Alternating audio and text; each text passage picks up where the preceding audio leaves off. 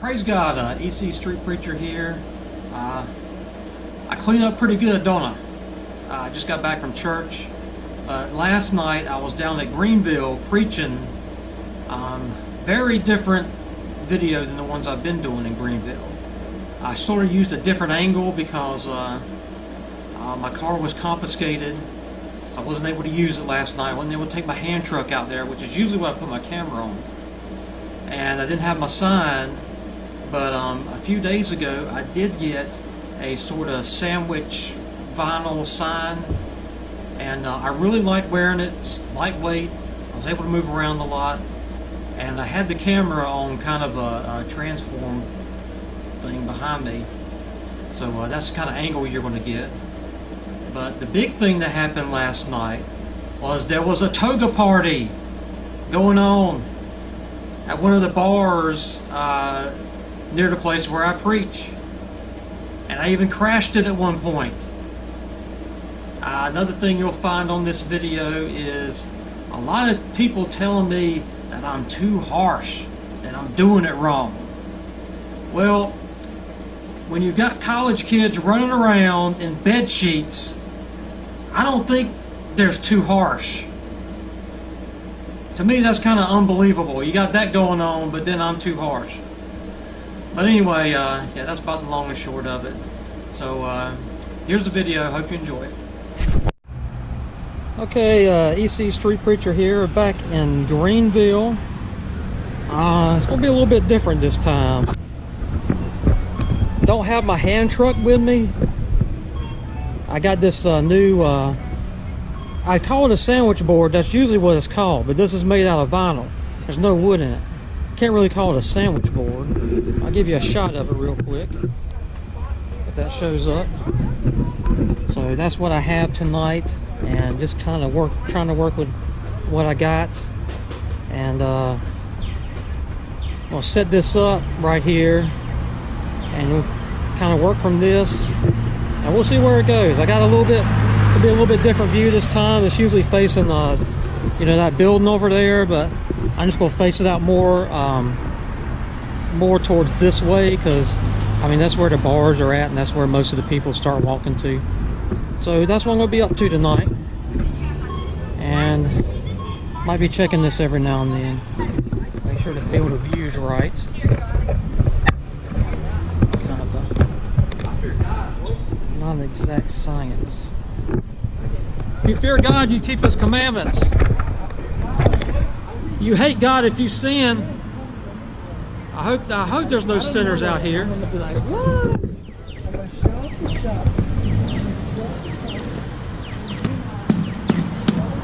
EC Street Preacher out here to preach the gospel, preach against sin. And if I needed to preach against sinners, boy, if I chose the right place. Downtown Greenville. Bars everywhere.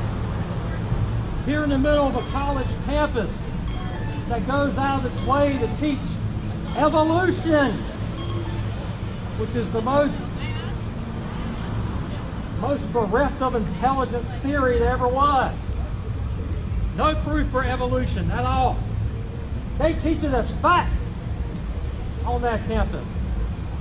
They teach us okay to be gay on campus. Are you kidding me? Has the campus staff lost its mind? Teaching evolution? Teaching gender fluidity? I'm on a college campus, I can say words like that. There might be one or two that might know what I'm talking about. But the main thing I got to preach against, being here with all these bars, I got to preach against alcohol. And you've got to be some kind of stupid to go around drinking alcohol, numbing your mind. 85,000 deaths every year due to alcohol. Is one of those numbers going to be you? Is alcohol going to kill you? You're going to drink yourself, poison yourself? That's why they call it intoxicated. You're putting toxins in your body. Intoxication. You're going to go out and get drunk? Go out and drive around, go around, hit somebody? Not all of those 85,000 people that are going to die this year are going to be actually drinking alcohol. They're going to be unfortunate enough to be killed by someone stupid who decided it was a good idea to drink some alcohol.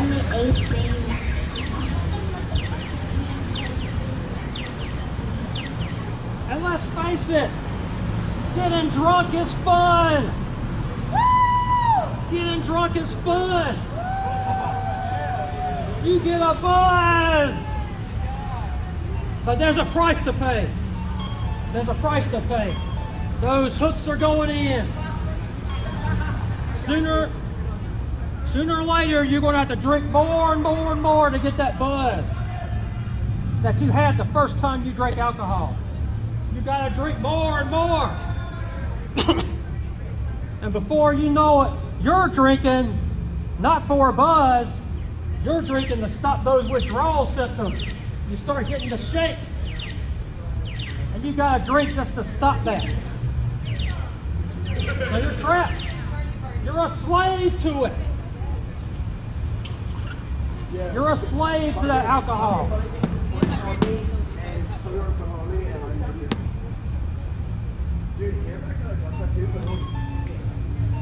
How many people are going to frequent these bars tonight? Go in there and pay way too much money to get themselves drunk, to drink that alcohol. They're going to pay way too much money for that. You're paying for someone to kill you. It's a toxin. You're poisoning your body. Why else would you get a buzz? You get a buzz because that alcohol is affecting your brain chemistry.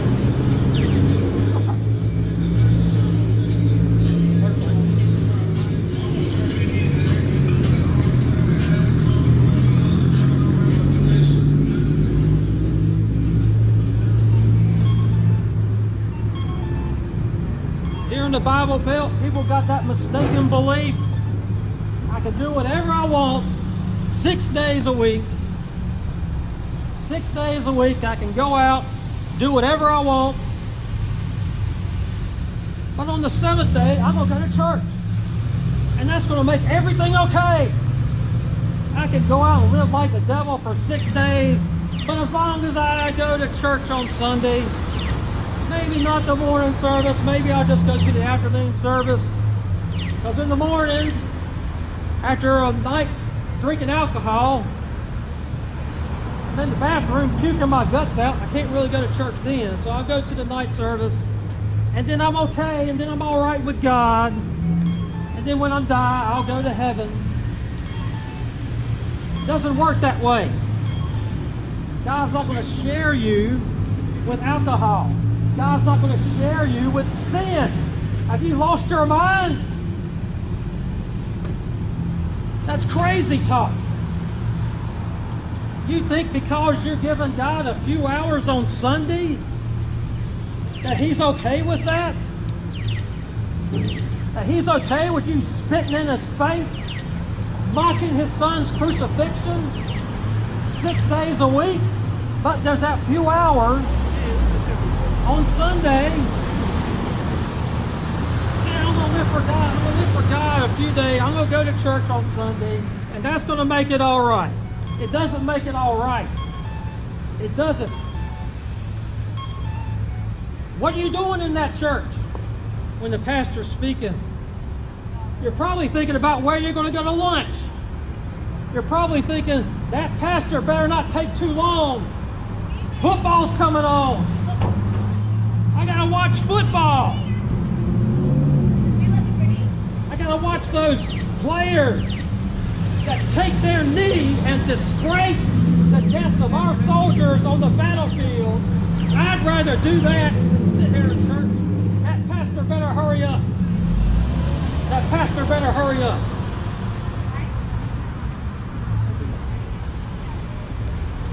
course, now it's all about money. Now, not so many people take a knee because their ratings went down, and we can't have that. Money's king. Money is their God. So now you're not going to see that as much anymore. And that's going to ease some souls a little bit. Those people that are being convicted, that they look more up to a football team than Jesus Christ. That's going to ease their souls a little bit when they stop taking that knee. Why do they take that knee? I'll tell you why.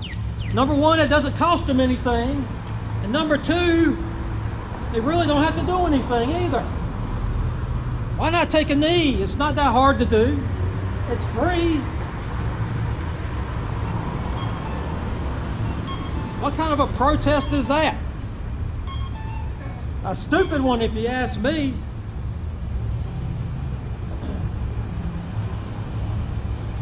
But no, we've got to praise them and say, oh, how great they are. How great they are. They're protesting. They're protesting by getting that grass stain on their pants that they probably don't even wash. They're protesting. That's a great thing right there.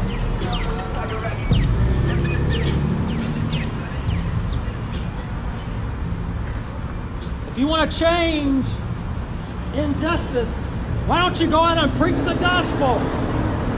Why don't you live a holy life? That's going to cost a lot, isn't it? Maybe that's the very point.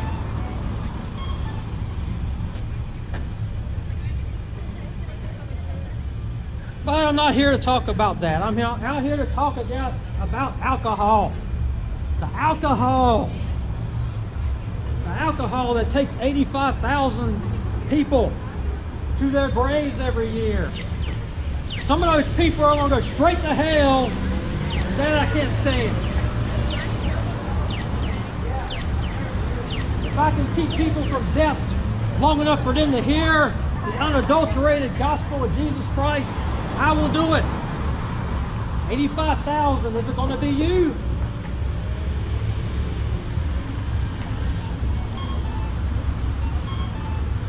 What else goes on at these bars? You got this loud music. This loud music that praises the works of the devil playing. And then you've got these women wearing next to nothing, immodest women, going into these clubs.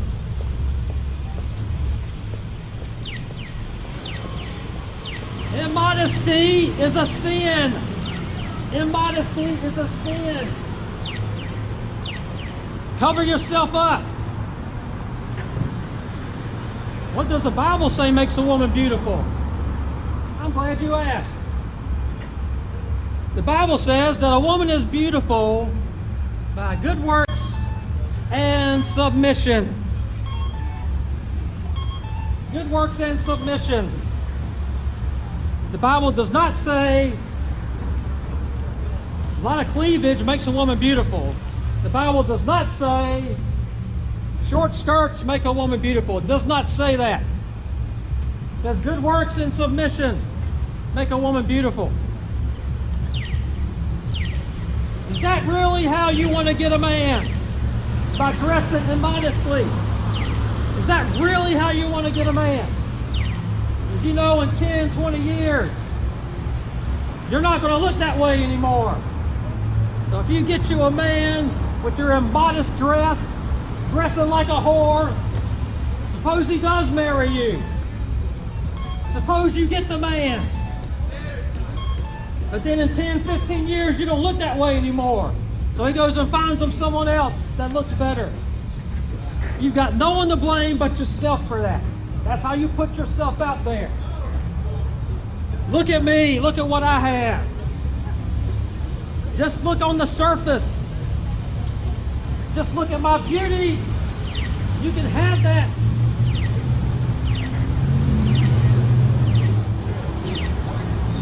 Sin leads to more sin. Sin leads to worse sin.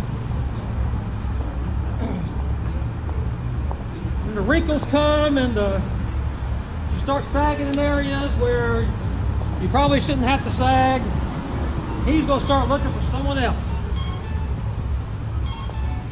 He may not even divorce you. He may just go out and have an affair. Some woman at work looks better than you, younger, start paying him some attention. He remembers how he found you. He goes through that same process. And that's what happened.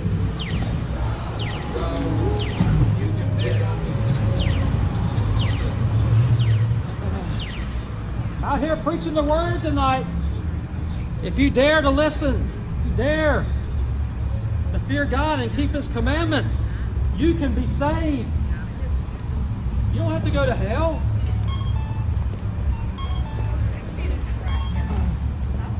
You should be thankful someone's out here telling the truth. You should be thankful someone has dared to come out here and speak against sin. Because there's plenty of sin going on out here. Plenty of sin. People are going to go out here tonight and get drunk. People are going to go out and smoke weed tonight. Have you lost your mind? Smoking weed?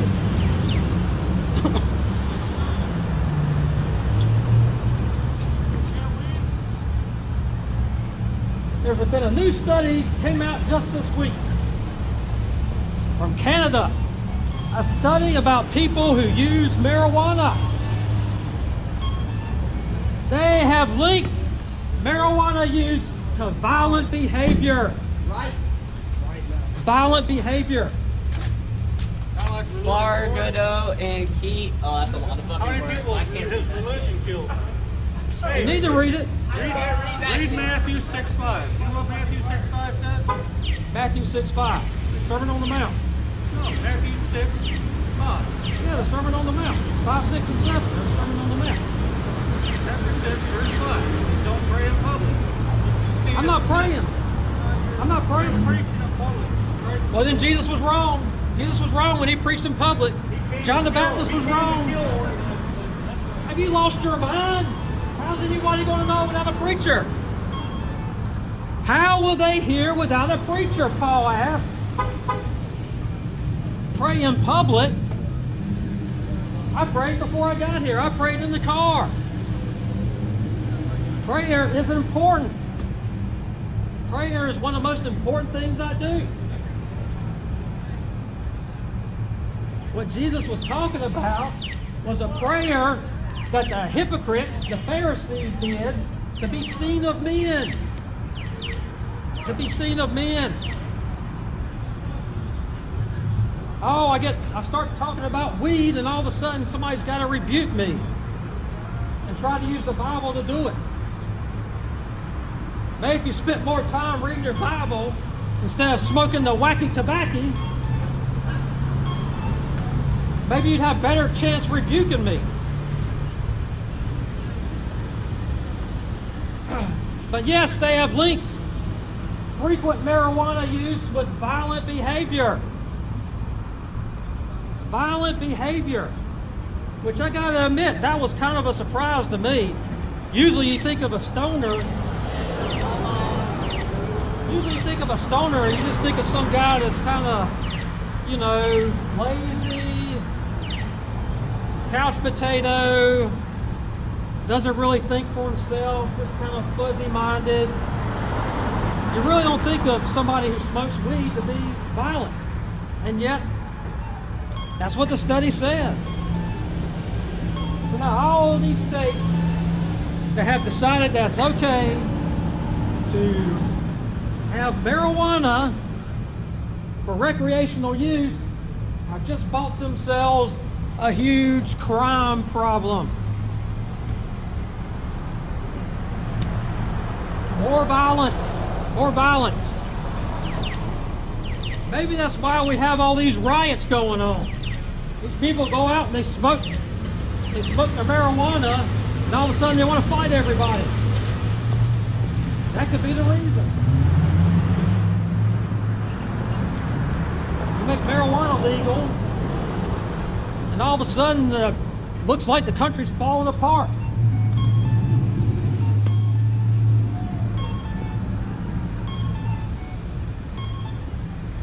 But it's hard for me to talk about marijuana with all these bars around. Hey, know Jesus? All right. Does he know you? All right. Just remember to keep his commandments. And if you love me, you'll keep my commandments. All right, there's somebody that loves Jesus. There's somebody that loves Jesus. Jesus said, if you love me, you'll keep my commandments.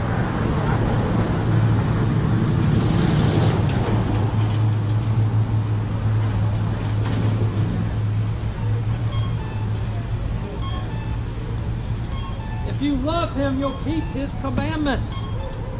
Are you loving him when you're getting drunk? Absolutely not. Are you loving him when you're smoking your wacky tobacco? No. Are you loving him when you're shacking up with some whore? Absolutely not. Absolutely not. That's not loving God. That's not loving Jesus. Jesus says, if you'll love me, keep my commandments. And his commandments are not grievous. In fact, he only had 2 commandments. Jesus had 2 commandments. He only had 2. He said, if you'll follow these 2 commandments, that's all the law, that's all the prophets. First commandment, love the Lord your God with all your heart, soul, mind, and strength. Can you love the Lord with all your mind when you're drunk? When you're all dazed and confused on the wacky tobacco? Of course not. Your mind is half-baked. You can't love God that way. Second commandment, love your neighbor as yourself. Are you loving your neighbor when you shack up with some whore, get her pregnant, and then pay for an abortion? That's not loving your neighbor.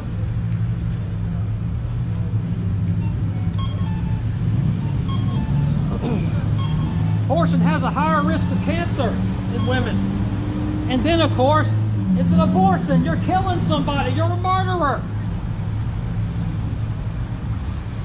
You don't have to actually kill somebody to be a murderer according to Jesus. If you hate somebody, that's the same as murder.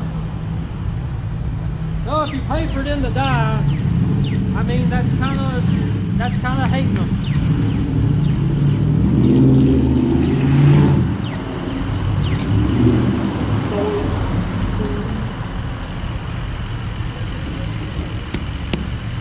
How about some more gospel? How about some more gospel? I don't have a noisy truck over there.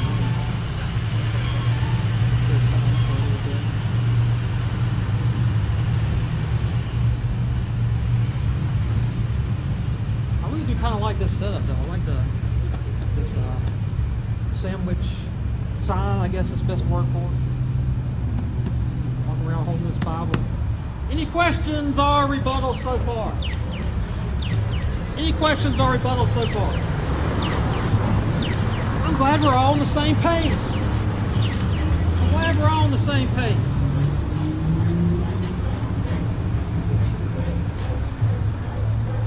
My job is to warn. I'm not a judge. I'm not wearing a black robe, holding a gavel. It's not my job. My job here tonight, although I have a right to judge according to Jesus. Isn't that his commandment?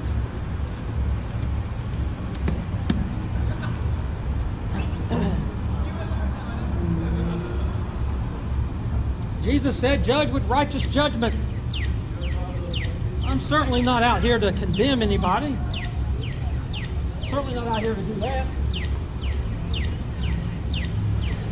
I'm out here preaching the good news. The good news. The good news becomes better when you Here's the bad news. The bad news is if you sin, you're on your way to hell. The good news is that you don't have to go there. You can turn it all around by turning yourself around. Yes, when you sin, you have condemned yourself to a judgment, an eternal hellfire. But you can turn it around. You can turn it around. You can repent, accept the atonement that Jesus Christ gave for you on the cross, and then you will be saved.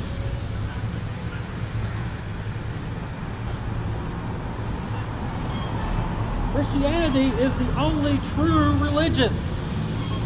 Every other religion in the world, every cult in the world, is all about works.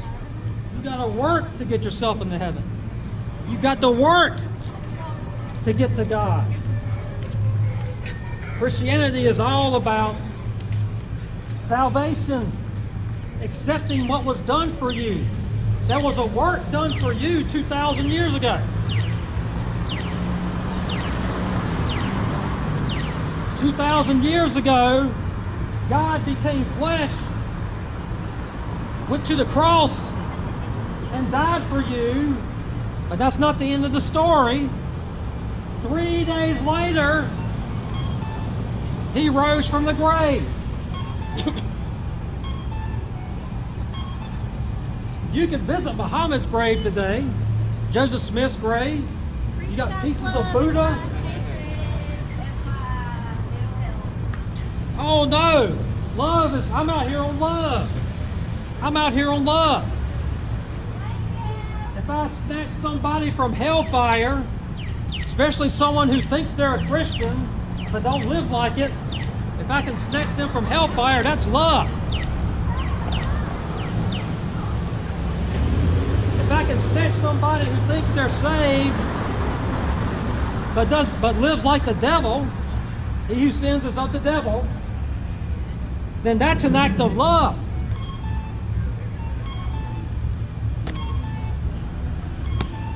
That's my job out here tonight. The devil's got his clutches on a lot of you. He's got you drinking that alcohol. He's got you smoking those cigarettes and smoking that wacky tobacco. He's got you shacking up with whores. Leading you to an early grave and to everlasting hellfire. But I'm here to take those clutches off. The devil's got no hold on you when you repent and accept the atonement that Jesus Christ gave for you on the cross. His blood washes away all sin.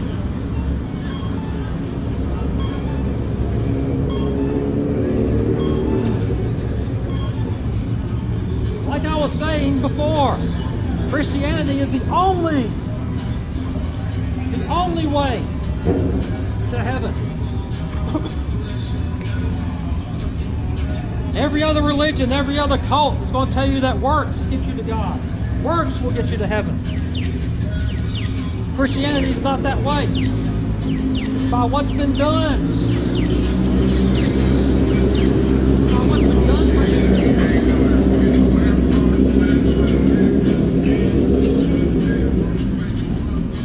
Christianity is the only religion where God came down to earth in the form of a man and died for you. Every other God looks down from their abode and they say, if you work hard enough, I might let you come up here with me. Nonsense. All it is the rumblings of the devil.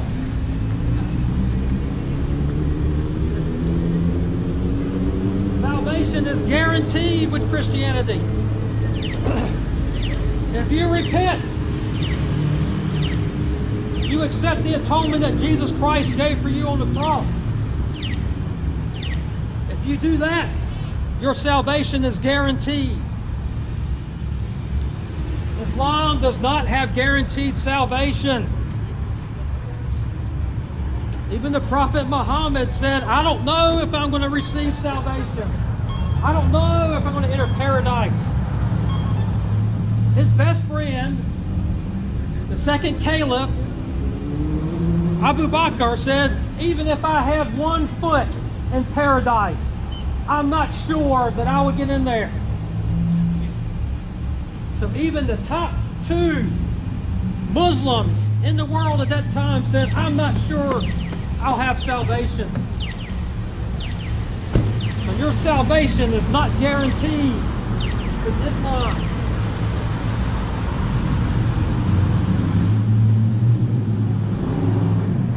And there's a lot of faiths out there that say your good deeds have to be more than your bad deeds.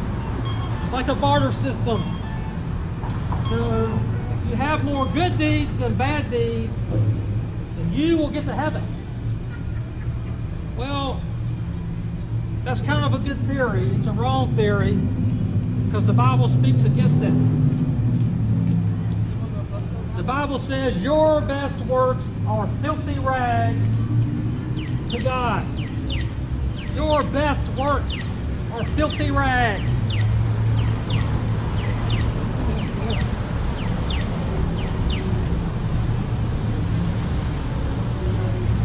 And then we've got this kind of warm, fuzzy Christianity. This kind of Christianity that says, well, you were born a sinner.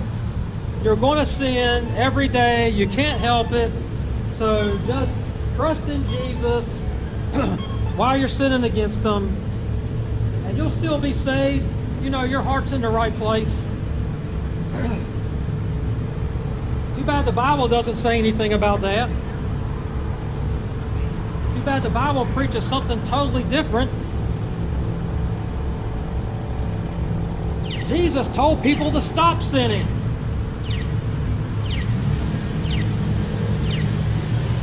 We got this image of Jesus as this blonde-haired, blue-eyed, hippie-looking guy that just went around saying he loved people.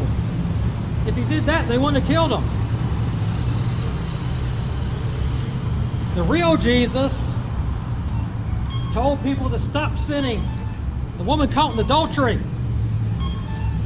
The woman caught in adultery.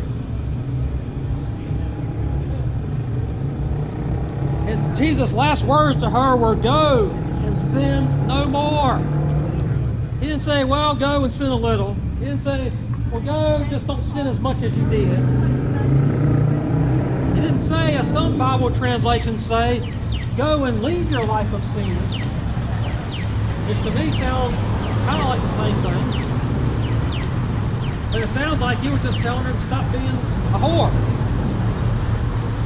But Jesus said, go and sin no more. You want another example? I'll give you another example. Jesus heals a man that was paralyzed. Paralyzed for 38 years. Jesus just walked up and healed him. Most people didn't even live to be 38 years old. And he was paralyzed for 38 years, and Jesus walks up and heals him. He sees him at the temple later.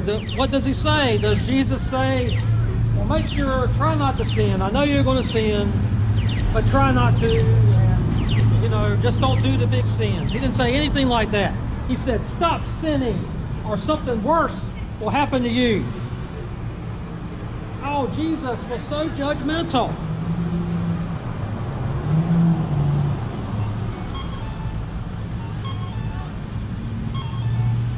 And yet those words that were written down are here for us today. How many of you out there read your Bible? That's God's love letter to you. Follow the Bible. Keep His precepts. Keep His commandments. And you too can be saved.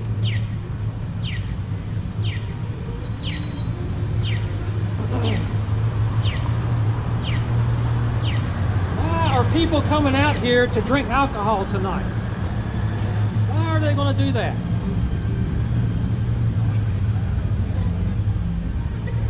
would they do such a thing? Well, they might have friends that say, hey, let's go have some fun. Let's go get drunk and have some fun. Really what they want to do is laugh at you. Some people are depressed. And the alcohol, that toxin, that poison, makes them forget about their depression for a while. So they get that beer and they get that liquor and they get that wine. There's a new wine. There's a new wine that you can drink of. That's the Holy Spirit.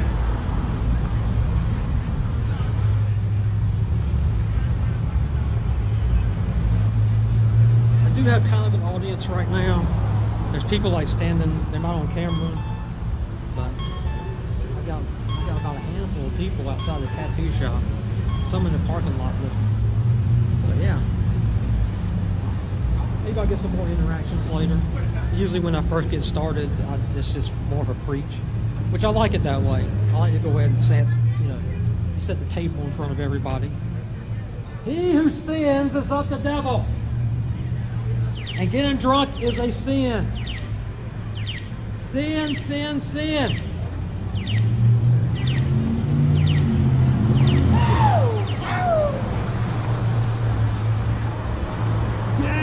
Come out here and they're ready to get drunk.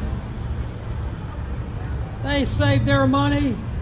They're by the ATM. Load that wallet up with those 20. They start peeling them away. Ready to pay for that beer, that wine, that liquor.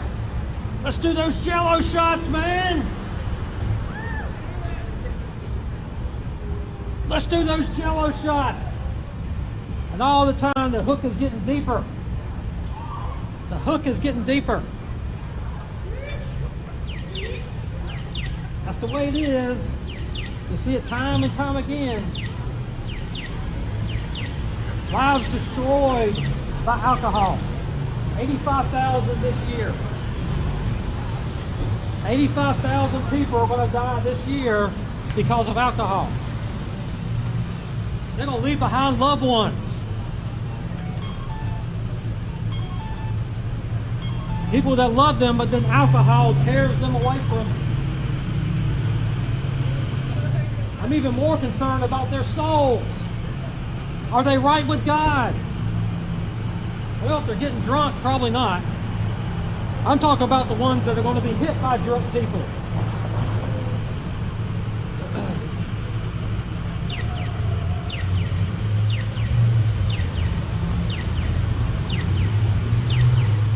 How many sexual assaults on college campuses can you put at the feet of alcohol? Over 100,000. Over 100,000. So do you think alcohol's not that big of a deal?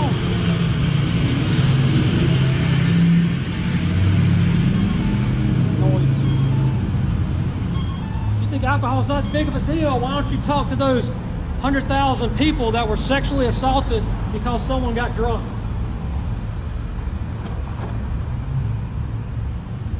How about deaths caused by car accidents? 35,900 in 2014. Someone decided it was a good idea to get drunk and went driving, and somebody lost their life over it. 35,900. Is that going to happen tonight? Someone going to have one too many and still going to drive?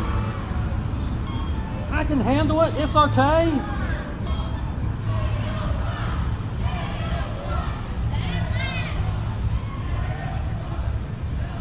Oh, something's going on down there.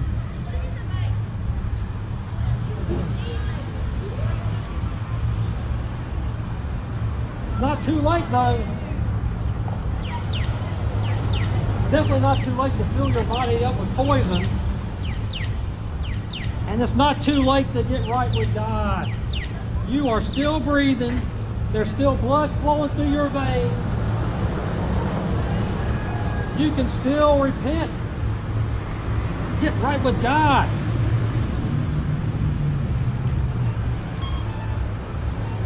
You already know that alcohol doesn't make you happy. You already know. How much happiness, how much joy will you have when you know that you are on your way to heaven when you die? How much joy would that give you?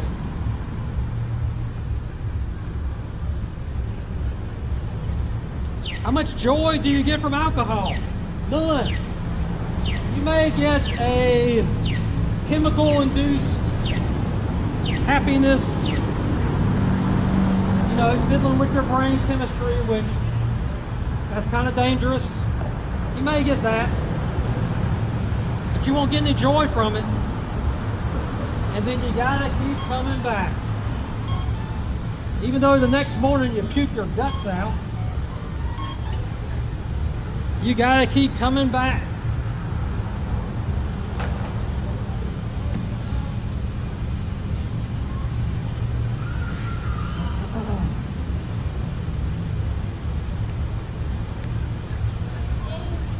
This life is but a vapor. This life is but a vapor. Whatever treasures that you acquire in this life, they don't mean anything. The rust is going to corrupt it. The moth is going to come and eat it up. The treasures of this world are nothing. But you can acquire treasure for heaven. Yes, sir. You want treasure in heaven? Yes, sir, I will. Okay. Everybody wants treasure in heaven. Heaven's forever. It's eternal. Who's going to steal your treasure in heaven? Nobody. There's no thieves in heaven. The thieves don't make it to heaven.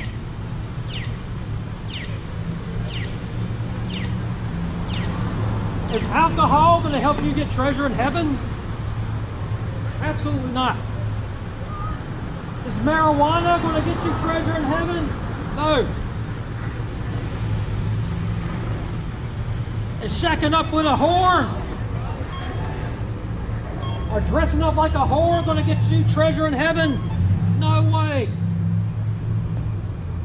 You need to fear God and keep His commandments.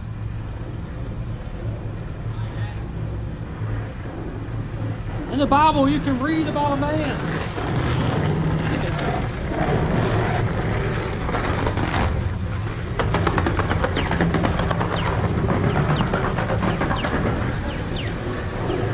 In the Bible, you can read about a man, the wisest, richest man on earth at that time. Nobody could match his wisdom. Nobody had more riches than he did. What did he say the best thing to do was? Fear God and keep His commandments. He didn't say you got to get rich.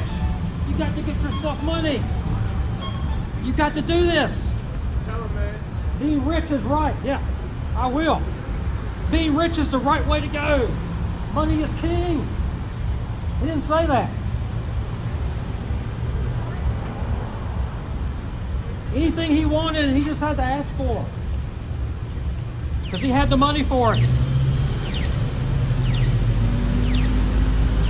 He wrote Proverbs, he wrote Psalms because of his wisdom. And yet this man said, the best thing to do is to fear God and keep His commandments. You can read about it in Ecclesiastes.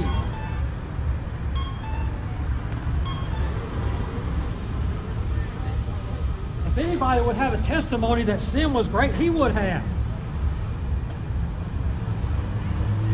He would have. In fact, it was sin that brought his downfall. Yes, he did fall. He did. It says in the Word.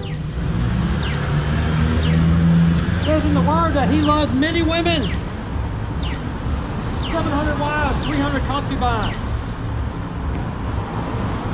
And those women led him astray to worshiping false gods. But that's not a big deal today. There aren't our false gods today. Oh, there's plenty of false gods out there. You just got to look for them. How about Allah? Allah, false god. Big false god. How you doing? Hey, how's it going? Doing good, doing good. We down here doing kind of the same thing. All right, awesome. Spreading the gospel. We just wanted to meet you. What's your name? Phil Brown. Bill. Kyle. This is Grant. I can see that roll on. Can you? I see that roll on. Yeah. I can tell you. You got a church down here? No, I'm actually, I got a camera on, so I can't get it. Okay. But people,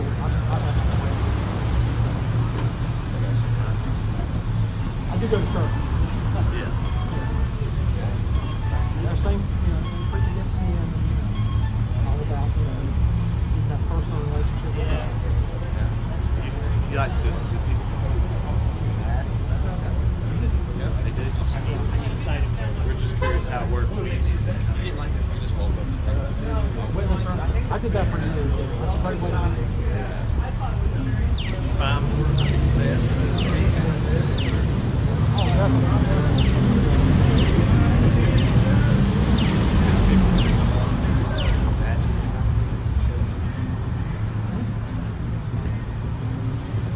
Sometimes believers are collectively, just probably I mean, like right now. Yeah. Just gonna make our way around. Get everybody to see. Yeah.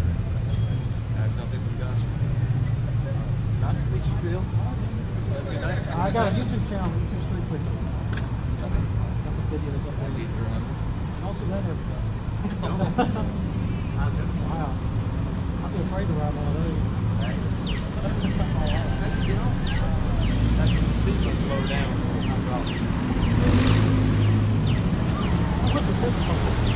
I'm going to think about that all night now. How did you get on? I bet you it's the hydraulic. How did you get on that?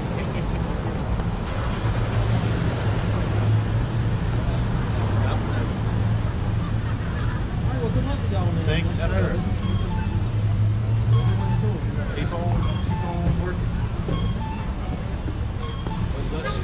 Yes, sir.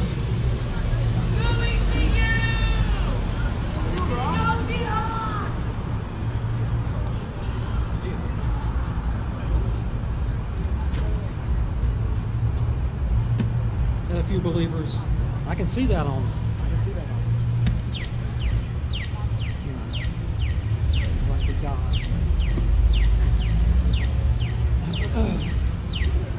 What do you lose when you sell out to God? When you hand your life over to God, what do you lose? You're going to lose that alcohol. That alcohol that makes you vomit in the morning, gives you a hangover. That alcohol that makes you do things that later that you find out about. That embarrasses you, that shames you. Same thing with the marijuana. You can always talk to people. They go out and they smoke that wacky tobacco. And then they find out about things that they did while under the influence of that drug. And they're ashamed over it. They're ashamed.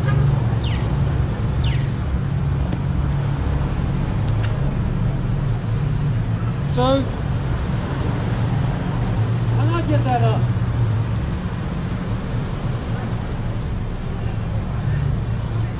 Why give up a life where you just have to drink in the morning just to keep from getting the shakes?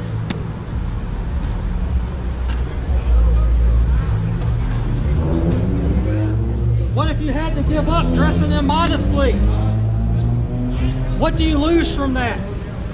Maybe you'll get a husband who actually loves you for who you truly are and not just what you look like.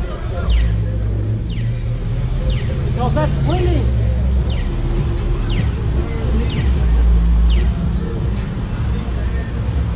If you entice a man to marry you over your physical appearance, What happens in 10, 20 years when you don't look that way anymore?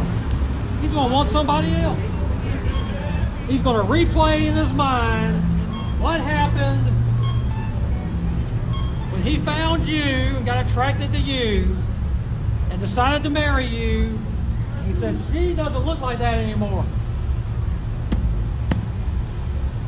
Besides, the Bible says that doesn't make you beautiful.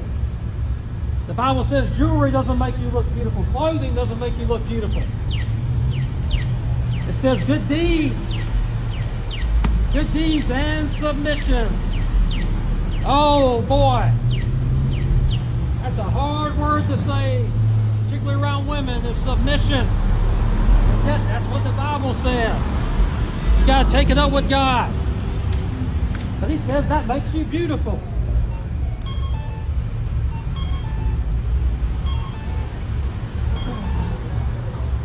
Which is the exact opposite of what we see today in the movies and the TV shows. Oh, it's the women. The women are the leaders. They lead the men around. The men follow them like little puppy dogs. And they tell us that this is the way it should be. We should have women leaders. That's a doctrine of demons. That's straight from the pit of hell. Why those strong words? Why those strong words? Well, Jesus was, when Jesus came to earth, he was what? A man or a woman? What about the Father? What about the Holy Spirit? When they're referred to in the Bible, are they referred to as he or she? You're being brainwashed to not believe Jesus, the Father, and the Holy Spirit. You're being brainwashed not to believe God.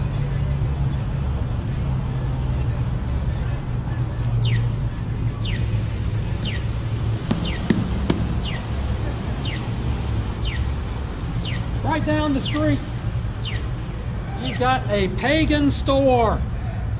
A pagan store. There's the Wiccas there. They believe in the goddess and the god. That's who they serve. The goddess and the god. Who is stronger in the Wicca religion? The goddess or the god? The goddess. The goddess is stronger.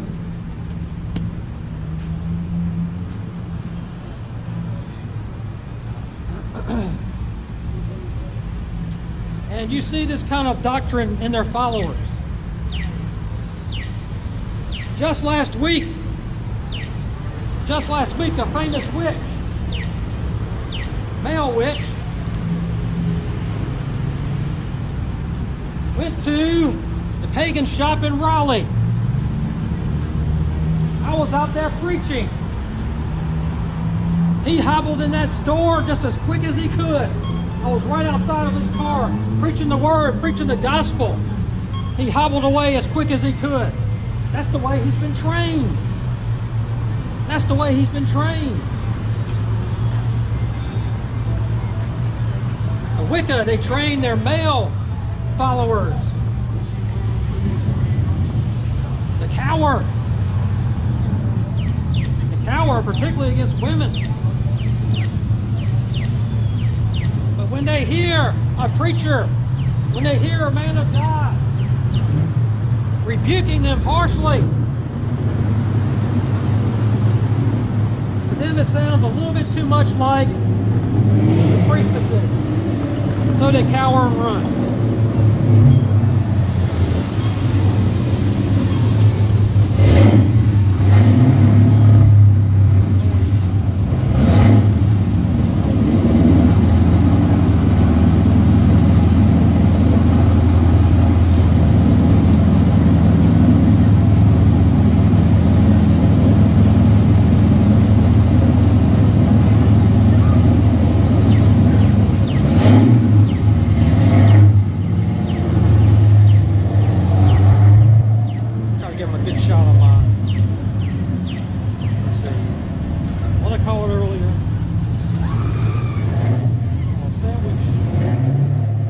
sign, I guess I gotta call it.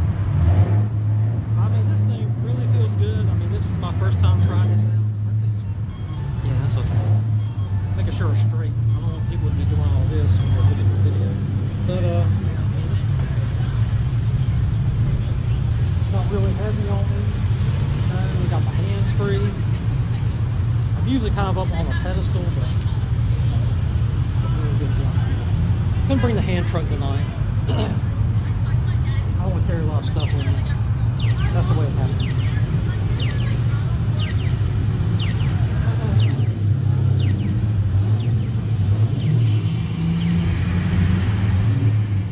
You don't know what true joy is until you meet the God of the Bible. You really don't know. Really don't know.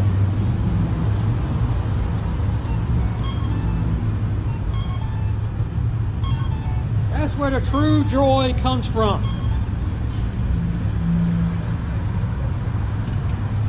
Let's all remember that God is a personal God. He's personal. He wants to know you on a personal level. When Jesus was on that cross, he was thinking about you. He wasn't thinking, I got to do this for all these billions of people that are alive right now and all the billions of people that will be alive after me. He wasn't thinking that. He was thinking about you on that cross. And right now, Jesus is at the right hand of the Father, and he's praying for you. He's not praying, God, all those people, all those millions of people that don't know you down there, give them one more chance. No, he's praying for you. He's a personal God.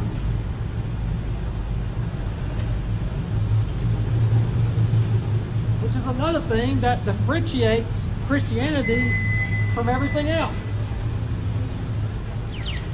In the Quran, you read,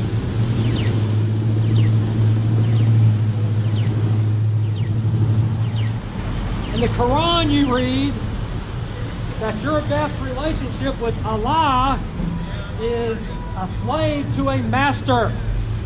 That's the best relationship you can have with Allah.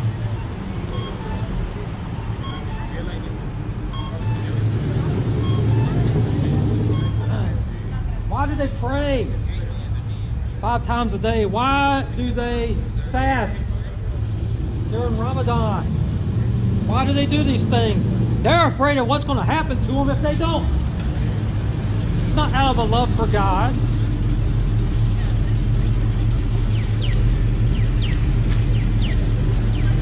It's not out of a love for God that they do this.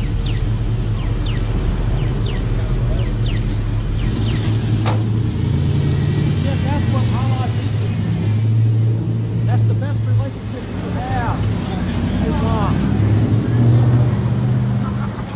That's why it's a lie. That's why it's of the devil.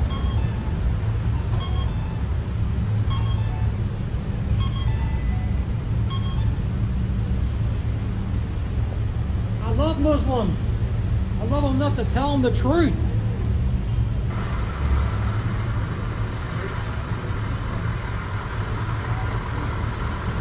I was criticized for preaching outside of a mosque. Someone's got to warn them. Someone's got to warn them that they're following a lie.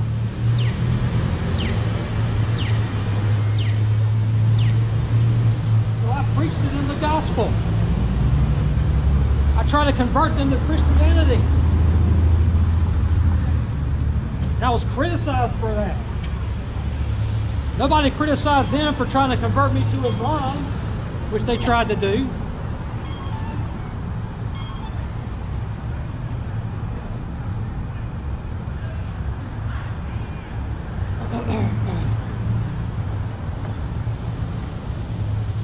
It's not long now. Not long now. Bars will be open.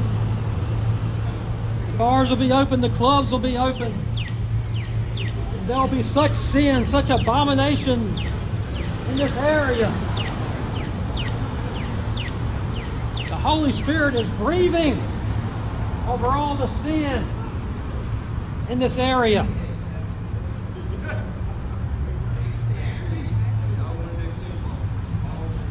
There's plenty of alcohol waiting in those bars.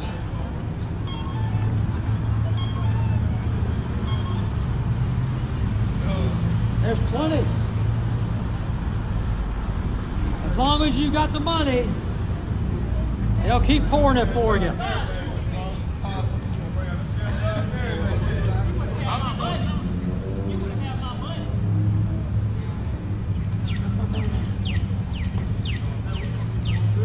And then tomorrow, you think you're okay with God because you're going to go to church. You go out tonight, you go out to the bar, drink your alcohol, go do your dirty dancing with immodest women. You might even get lucky. And then tomorrow, you're going to go to church and think you're right with God. God says you're lukewarm. He said, be hot or cold. He says, because you're lukewarm, I'm going to spit you out of my mouth.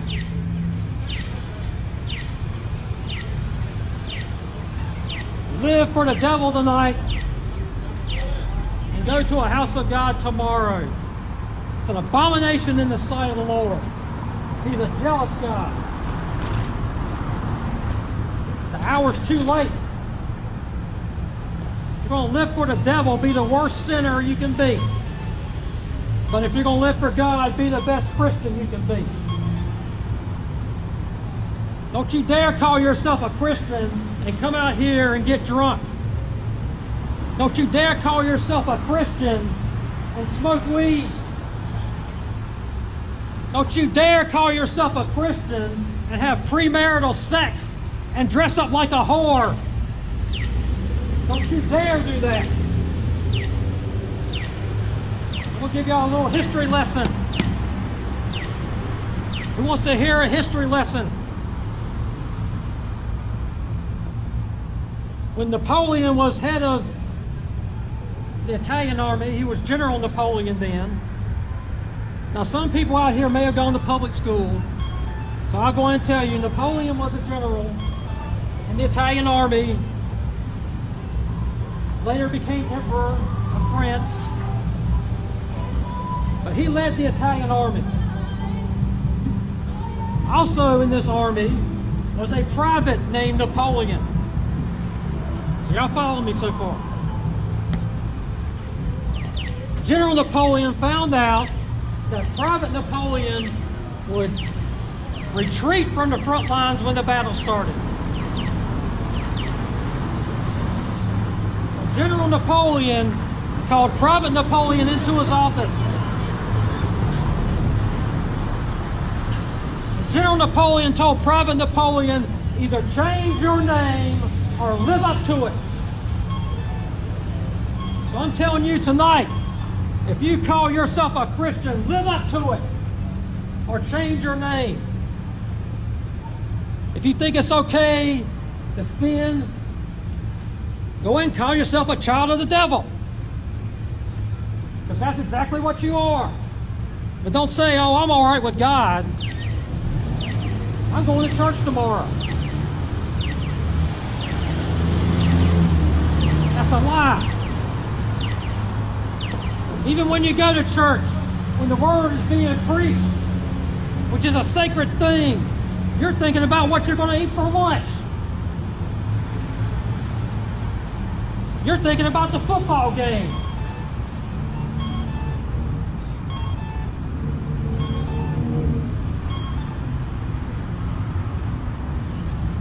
And recently, a lot of people protested against the protest of the NFL players. When they started taking a knee during the national anthem, people protested against that. They got passionate about it.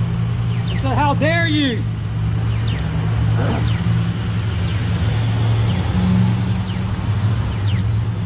How dare you take a knee during the national anthem? You need to honor our country and all those that died defending it.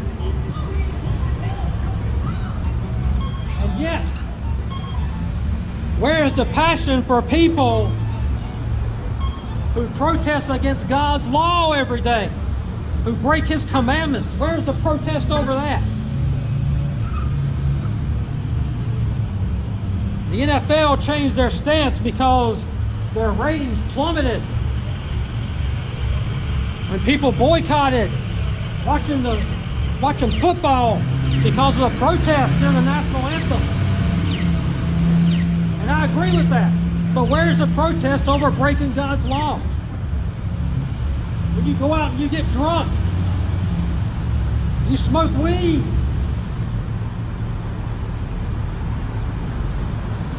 you have sex outside of marriage and you think God loves you. The Bible says God is angry with the wicked every day.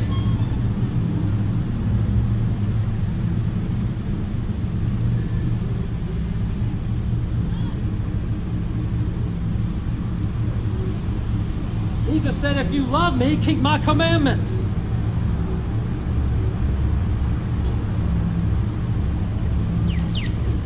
There's no license to sin. People are looking for that.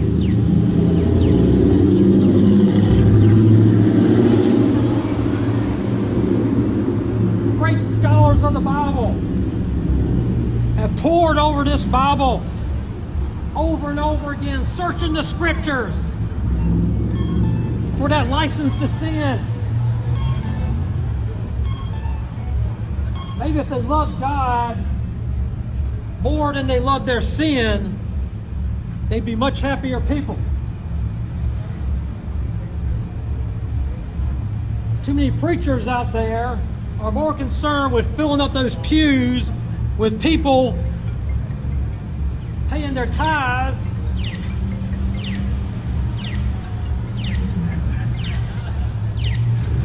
rather than preaching the word.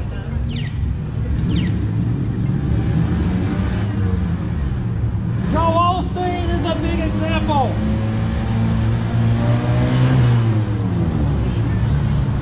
He won't preach against sin. When the hurricane hit Houston, what did he say? Don't come here. Don't come here. And later on, after he started to look bad, and he was afraid he wouldn't get so much money coming into his church, he said, okay, let him in. He tried to delete it, but it was already out there.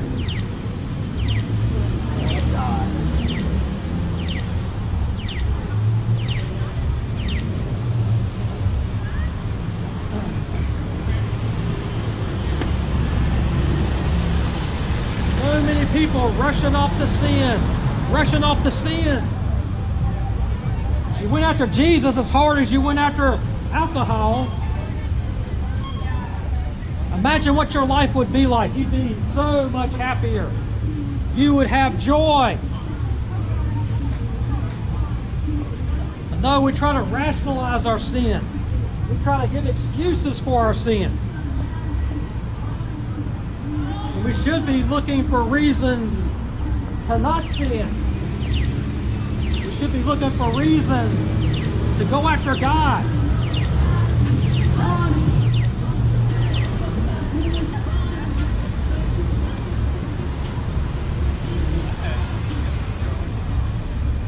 You'll come out here tonight, you'll get drunk. Yeah, shut up. Talk to him. Don't tell him to shut up.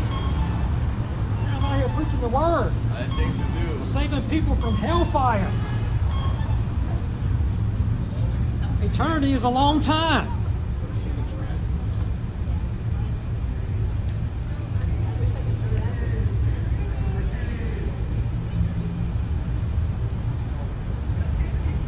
Once I took a 40-day fast. 40 days is a long time. Now imagine eternity. It never ends. It never ends.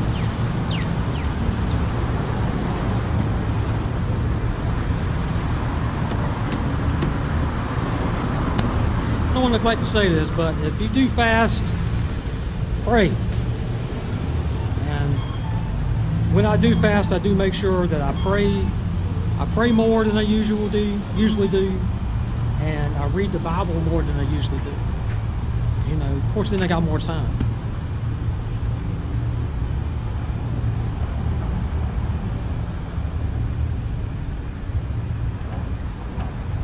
Start thinking about eternity. You keep thinking about this life, this short amount of time that you have here. You may make a bucket list. Live for yourself. Live for what feels good at that moment. That's carnally minded. Carnally minded. You fix your mind on those things, that leads to destruction, which is broad. The way to destruction is broad. There's plenty of room. It's easy to find. But there's another way. There's a way that leads to life.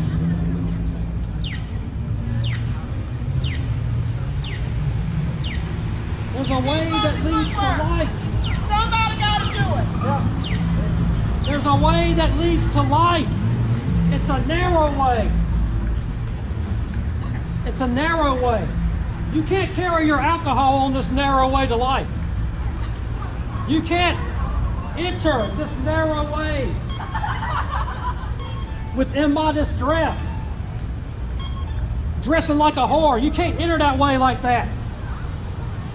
You can't enter that way with your marijuana. You can't enter that way with your premarital sex. It's narrow.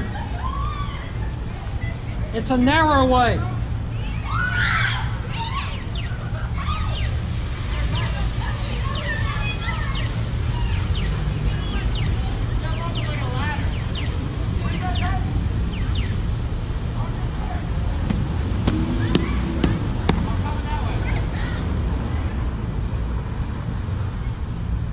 Be careful, men out there. Be careful of these women that dress like whores. Be careful. Proverbs says a whore is a deep dish. Proverbs talks about a man that's seduced by a whore.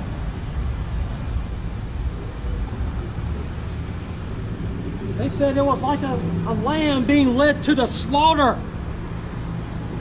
It was a way to destruction.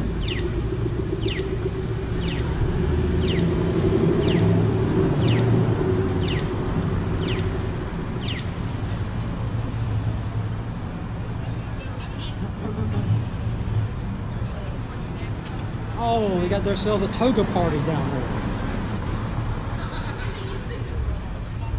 Oh, is that what this was all about?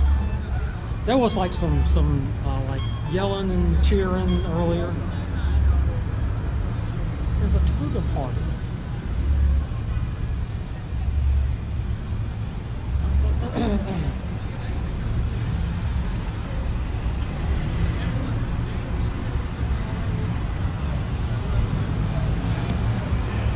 How does a toga party honor God?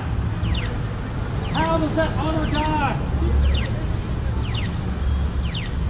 How does wrapping a sheet around you bring you closer to Jesus? I'd like to know. Hey, sure. I got a question for you. Yeah. What is your idea? Like what are you doing down here? Preaching the gospel. Right, but what did you say a second ago? Something about whores and blah blah blah. Oh yeah. Is that in the gospel? Yeah. Like Whores is in the Bible. That's a biblical term. what does it say exactly? Whore is a deep dish. Right, A whore is a person that has sex, but not for money. That's a prostitute. right, Has sex outside of marriage. That's a whore. right. Yeah. So basically, what I'm asking is being down here, calling girls that are dressed scantily whores. Yeah. What you're doing, right? Or am I wrong? Are you I'm just implying preaching. that they are? I'm just preaching. Why I'm not? I'm not pointing at people and saying, hey, Right. you're a whore. But I'm just out here you preaching. You feel like maybe you come off that they think you're calling them a whore?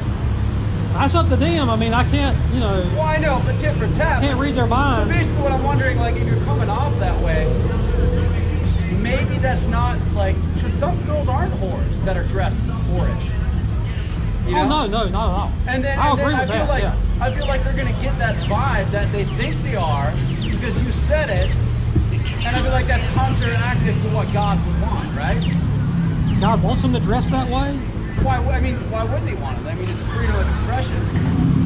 I mean, I'm asking, like, honestly, like, because I feel what you're doing is like counteractive to what the Bible wants. No, because Jesus said, if you cause someone to sin, it's better to have a millstone tied around your neck and cast into the depths of the sea. Millstones weigh over a ton. Right. So he said it's better for you to drown than to cause someone to sin. So now maybe if like there was like an orgy happening right here, and everybody was having That's sex actually outside of sexual marriage. sin. That's not leading somebody to sin. Well, I know, but that would be like outside sex outside of marriage with a bunch of Yeah. them, right? So Yeah. then you could kind of yell at them. But I feel like yelling down here is just kind of wasting your breath. Oh no, I'm not wasting my breath. I mean, The word never returns void. Well, maybe I'm just trying to help you out. I'm trying to brainstorm. Maybe like find people that need help that aren't just trying to have a good time on a Saturday night. A good time. This is sin. What's a sin? Sin leads to destruction. No, but what's a sin? Sin is doing something for yourself instead of for God. Okay. So, You're doing stuff for do you yourself. think any of the people down here are sinning? Yeah. Where? How? And now, Well, I mean, honestly, you got people wearing bed sheets right down the street. I mean, how is that a sin? how does that honor God? Where's that a sin? Okay, what's their motivation? Is it to get closer to I God? mean, look what you're wearing, dude. I love this thing. I just got this a couple of Hey, days ago. they might love what they're wearing. It's a toga. I mean, But this has got the word on it. Is wearing a toga a sin? I honestly don't know. Is it or no? Well, I'm sure people living long ago.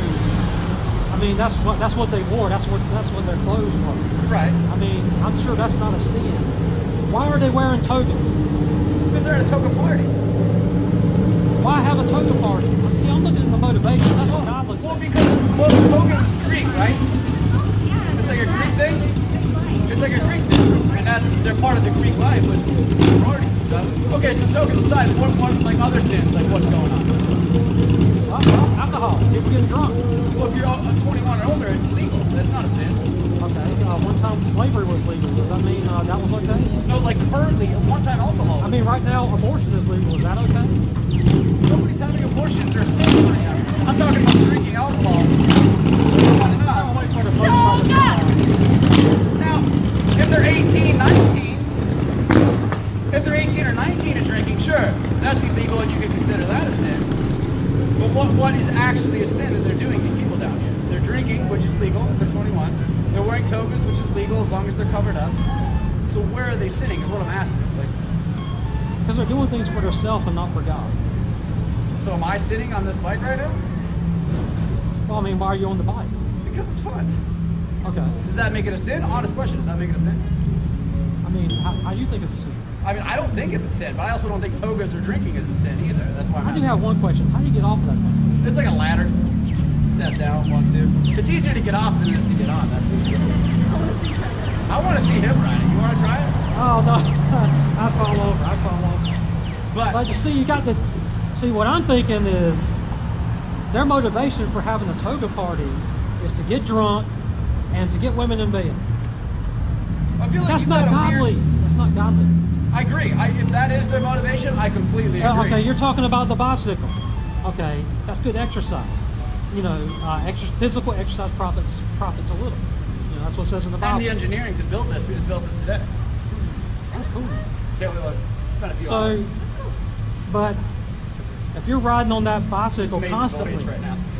if you're riding on that Bible constantly, you start giving up sleep to ride that bicycle. I mean, it starts to become a bad thing? You see what I'm saying? You know, I mean, I used to go hiking over Mount Medoc. That in itself is not a bad thing. Right. You know, it's physical exercise. You know, I'm Now, out there what spending my quiet time with let me stop God. you right there. What if you were hiking the mountain over there, and there was some guy calling you a jerk for doing it and making you feel guilty? Oh, I'd go and talk to him. I'd definitely go up and talk to him. Right, but you would be like, what does this guy got going on? Like, No, I mean, I'd like to witness to him. I say, basically I'm what gonna I'm tell saying you is why like I'm these doing people this. down here are just having a good time within their legal restraints. Don't yell at them. I heard you a second ago. You're a whore, this or that. Like, that's messed up, man. Why, it's biblical. Well, it doesn't matter. Just because it's biblical doesn't mean you can just call at people on the street. Would it be wrong to You're call within your somebody? legal rights right now, but that doesn't make it right. Just like slavery used to be legal. Yeah, I got legal right. Yeah. Yeah, and nobody's gonna kick you out of here. You think? But you're kind of being a jerk. You think if I call people snakes, that would be wrong? I would rather hear snakes than whores. Yes. But is it wrong? Is it Agree. wrong to call somebody a snake? What's that? Is it wrong to call somebody a snake? Well, I mean, I don't. If I just I guess say, it depends on what you're a bunch context. of snakes. It depends what context. I don't You're a think bunch of snakes. You're a bunch of filthy, rotten snakes. Yeah. That would be wrong? I feel like it would be, yeah. That's But exactly but what you're John the calling- Baptist and Jesus did. But you're saying whores and stuff too. That's wrong. Oh, But what you it s- is. Because it's biblical, you say it's not. It is biblical. Right. But you say because of that, it's not. So is calling people snakes wrong or no? I didn't understand. Well, I'm saying John the Baptist and Jesus called people snakes. Right. So it's like, you know, are they I'm wrong? saying just lighten up on them. They're trying to have a good time on a Saturday. Oh, I got to preach against sin.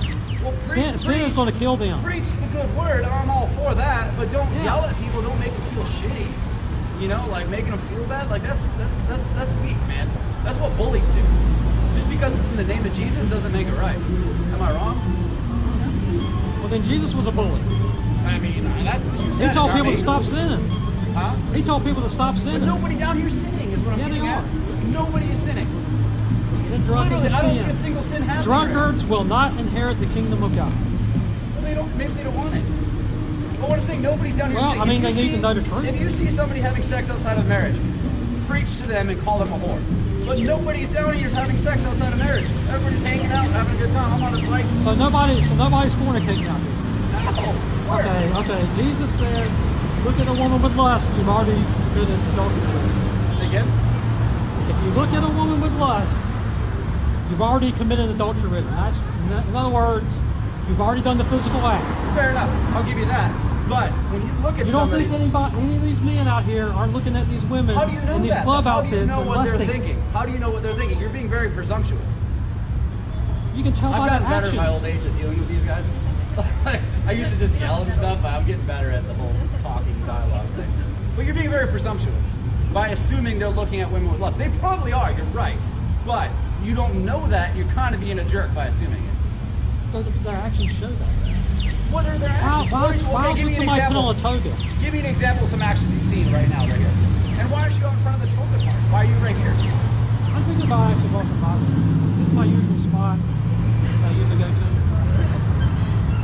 What do you guys Yeah. What do you guys have? Have you guys been to that dig and sit out in the dark thing at all? No sins going on over there? I know there's some going on over there. I'm gonna go check that out. It's like a little street thing. They got a street blocked off. But anyways, best of luck to you, man. I just wanted to ask you some questions. What do you guys have? You want to try this bike? I was thinking about going over to Dickinson and telling people, hey, $5 to try it 3 times. If you get on it, you win 20. Okay. You tell them you forfeit your $5. So immodest dress. I'll tell you why immodest dress is wrong. We're following the lust now. Don't look over there too long. Okay. I'm just trying to see what you're talking about. Those dresses Okay. aren't even that bad. Now, if you entice a man, Maybe they're I'm maybe asking you they're, to think like a woman, which I know is difficult. maybe they're trying to entice a mate. Yes. That's the whole idea. Okay, here's where I'm going with that. If you entice a man through your physical appearance, what happens in 10, 15 years when you don't look the same? You get their attention with the physical appearance, and then you keep them with your mind, right? Am I wrong? I mean, that's just like animals do that too. You think of birds when they do their Because the like Bible weird warns dance, against that's that. by looks. Oh, against what?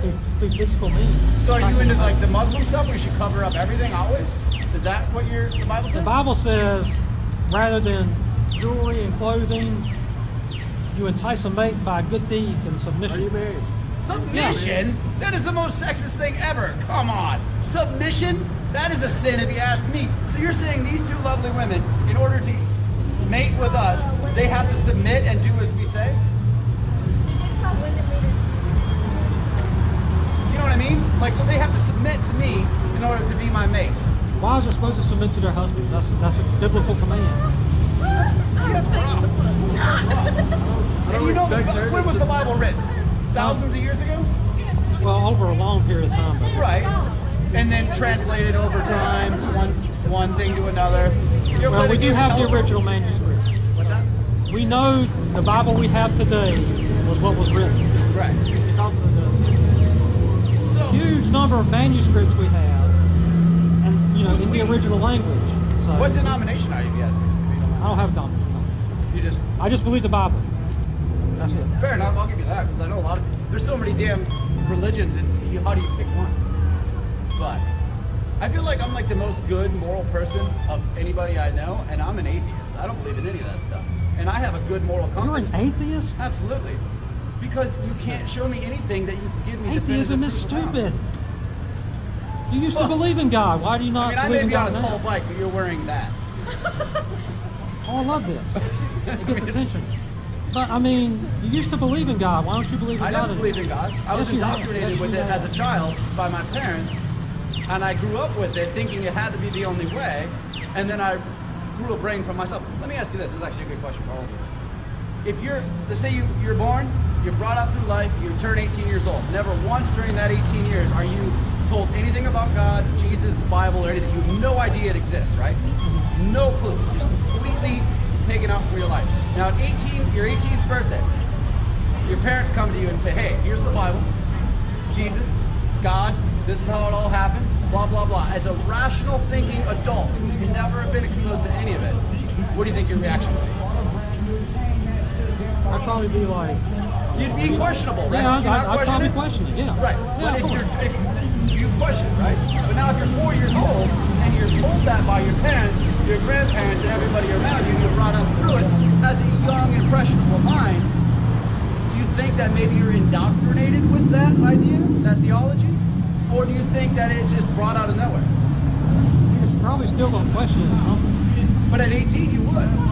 I mean, you You're admitted probably it going to yourself. you're probably going to have some questions. Yeah. Yeah, of course, because you're an adult and you're thinking for yourself, as opposed to being a child. You don't think for yourself; you're just told what to think. Yeah, I'll agree with that. Yeah. Okay, fair enough. But anyways, just be nice to people, man. And I know you think you're being nice, but a lot of people are offended by what you're saying, and it makes religion look bad. It makes the Bible look bad the way you're putting it out. Well, you should like that then. You're an atheist. You should. Well, I mean, that's cool. I mean, I'm not Yeah. going to lose any sleep over it. Just not for your own. You know? Well, I mean, atheism is just that's hard to believe. I mean, how do you reconcile that? Well, I think atheism. There's a is lot of more- questions that atheism can't answer. It's not so much believing, it's more what you don't believe. Like, I just don't subscribe to any of it. I don't really believe in a certain anything. I just don't subscribe to it.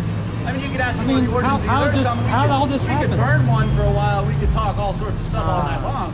But, I mean, that's a whole nother story. But I just, you know how much easier life is when you don't stress about this stuff on a Saturday night? Oh, I'm completely stress free. Well, I hope so, but Oh yeah, You make a lot of I people- live in joy every day. you're making a lot of people upset.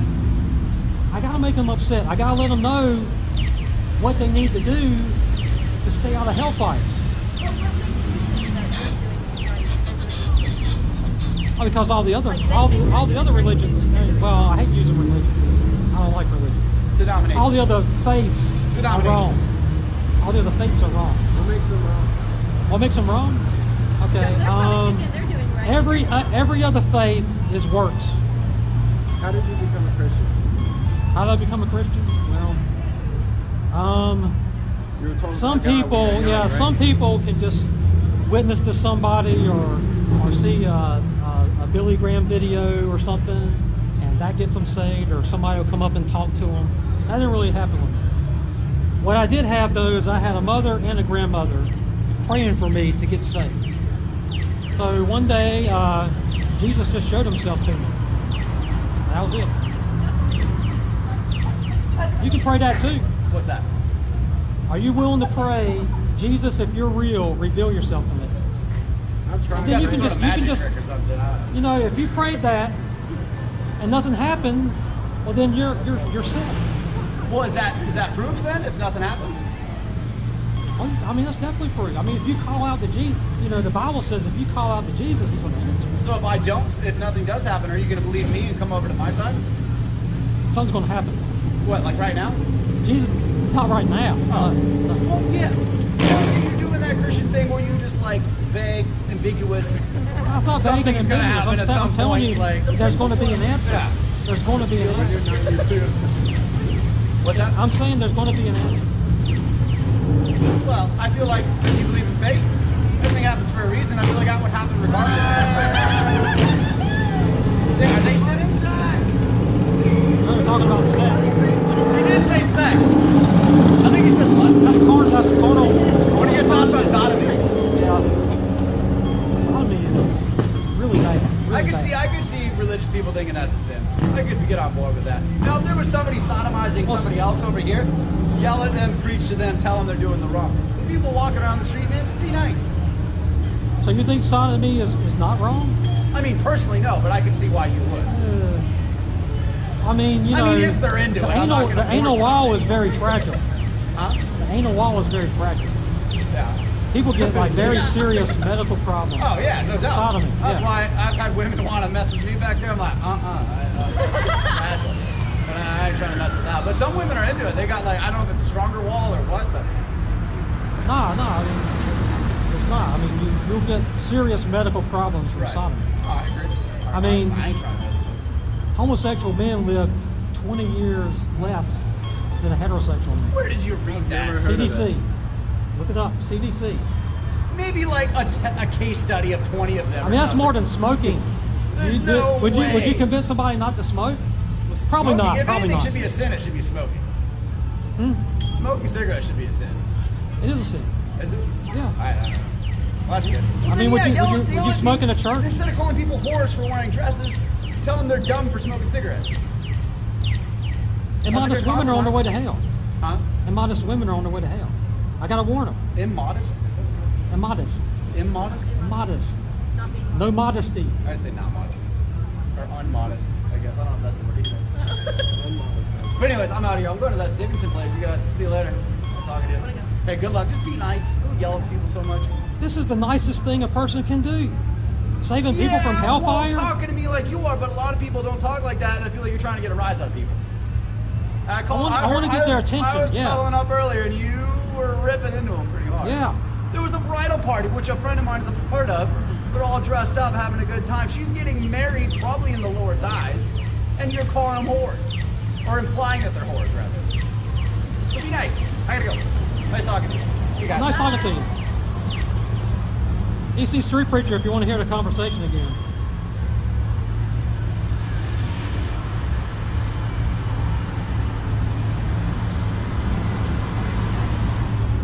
I really don't see how I couldn't be any nicer. I really don't see that. What is more nice than saving people from an eternity in hell? That's the nicest thing you can do. This life is but a vapor. It appears quickly and then quickly vanishes. Eternity is a long time.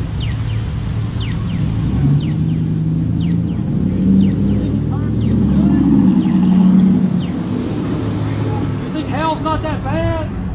Douse yourself with gasoline and light a match. I want to know Jesus. Do you know anything about Jesus? I know all about this. How do you get saved? We got a Toga party down here. What? Toga With the white party. flames on and all that? Yeah. Which way? Okay, I'm pretty sure that my He batteries. loves y'all. I need to. He would have died just for you. Okay, I can't imagine. I'm gonna do a battery change real quick, so I'll be back. Where's the Toga party? Down there. Down there. I mean, you can see them from here. I can hear my eyes. Man. Oh, okay. Yeah. I don't see color anymore. I see some like skin showing down there. Like you see the skin. I mean some young guys right there. Yeah, they came over here and talked to me a little bit. I can. You want to walk through there real quick? Huh? Want to walk through the Toga party real quick?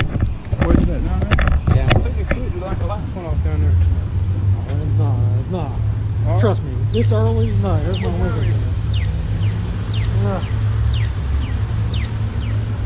We'll go. Well, there's a Toga party going down there. We'll go check it out. I ain't never seen You know a what? Toga party. I think I just walking through there. Man, let's do it. I'm not saying anything. Just walking through there. Well, I think between my church and your I think They gonna know why we're here. Yeah, I think they got the hint. Yeah. I got right out of the cross and carried down there with me. You can stand right there in front of me with it.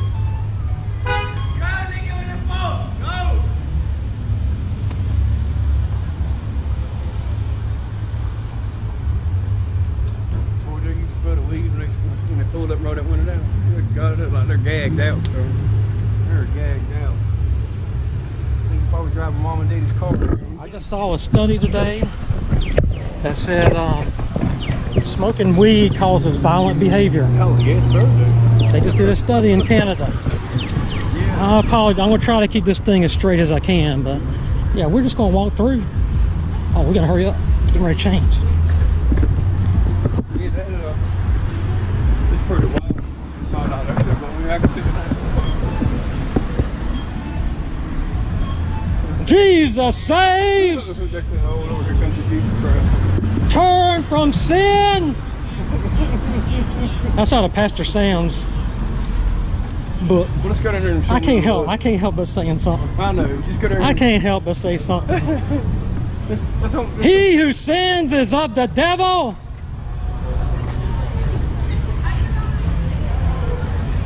They just heard you in there. What's that over there?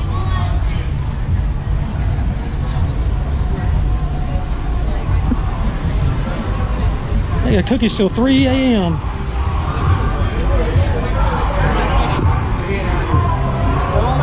Hey.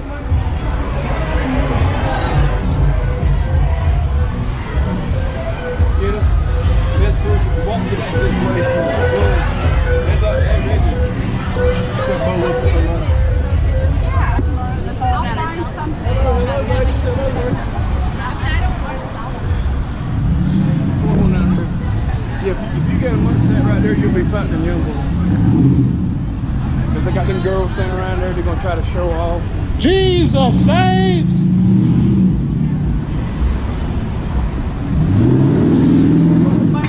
Good evening. Good evening. You love them Denver, Colorado. That would have worked good out there too. Denver, Colorado. That's all you smelled up there.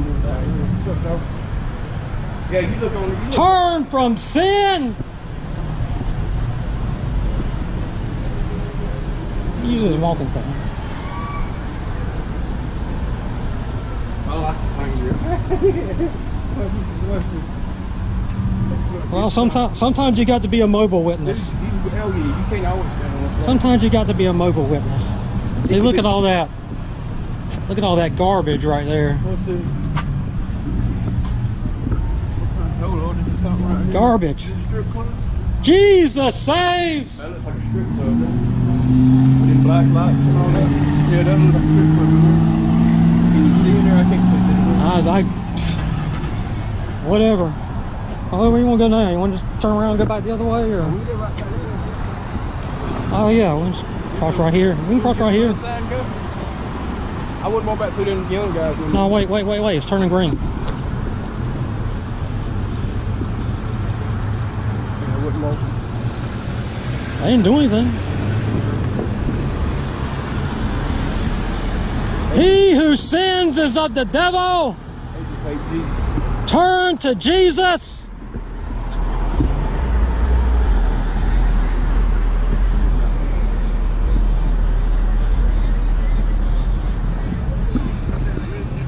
It's amazing you don't see a lot of law around here, you know what I mean? Yeah, they used to come through here a lot. I wonder why they're not doing it today. It's like, well, we can all agree on it, but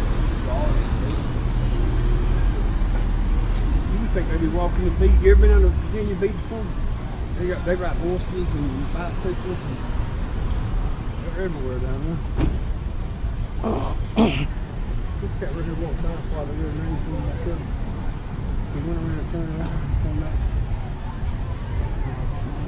There's probably some people that just, just drive through here every now and then, you know,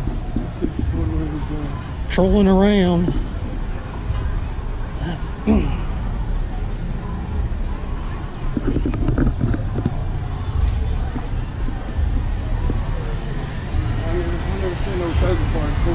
Just talked to a atheist down there for a while. I want to get to him about his atheism. He didn't want to talk about it though. Yeah, I've got it now. Hi. Atheism is so easy to refute. Yeah, I wrote somebody said they believe in the devil. Jesus saves. They said they believe in the devil. They believe you gotta believe good. Drunkards will not inherit the kingdom of God. You believe in bad, you gotta believe in good. Maybe it's more. He who sins is of the devil.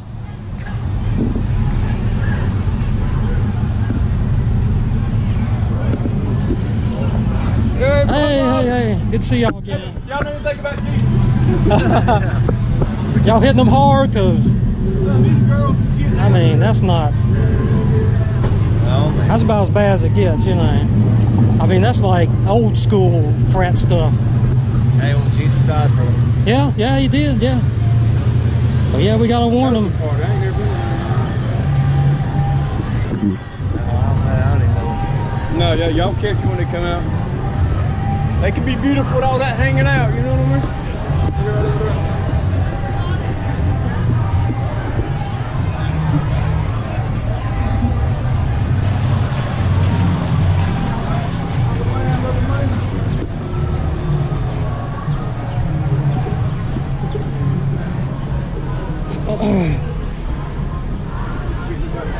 These people,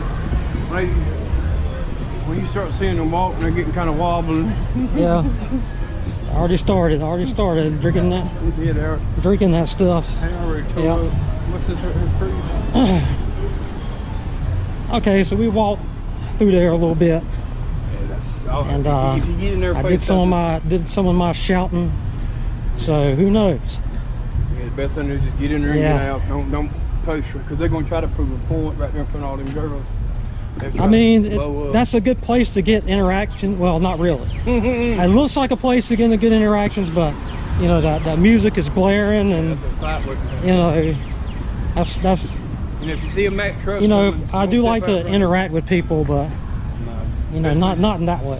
You know, Preachers let them come to you. They want to talk. You get right there in their not face. in that way. and- I mean, maybe if I had my bullhorn here and I could use it, Yeah, that'd be nice. which That'd be cool to have. I mean, Man, I remember he used to got his ride around on top of his, on the hood of his car. He ride on the roof. well, we got a little bit more time. Maybe Maybe loves your song with a big. He had one mounted on top of his roof. maybe we'll have some of those Toga people come down here. But yeah, I'll walk through there. They call it poking A little bit. Parking right here. Okay. I see a lot of people park over here and then go over here. Yeah. He's telling me about.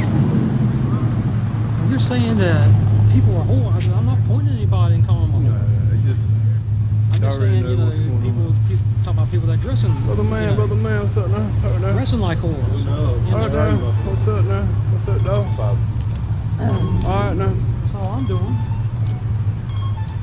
I had an audience for a while.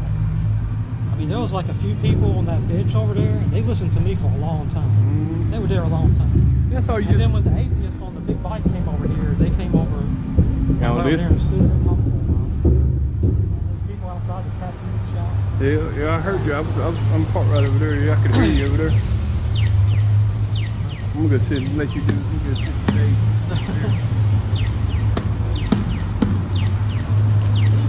Preacher here, preaching the gospel, telling people to turn from your sin. Your sin will destroy you. Sin has one job. Sin has one job. It is to kill you. That is sin's job. Why is sin fun? Sin is fun. Sin is fun for a season. That's the bait.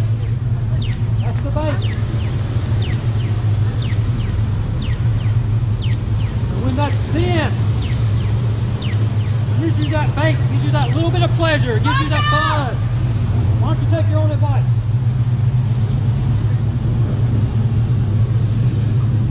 When you take that bait,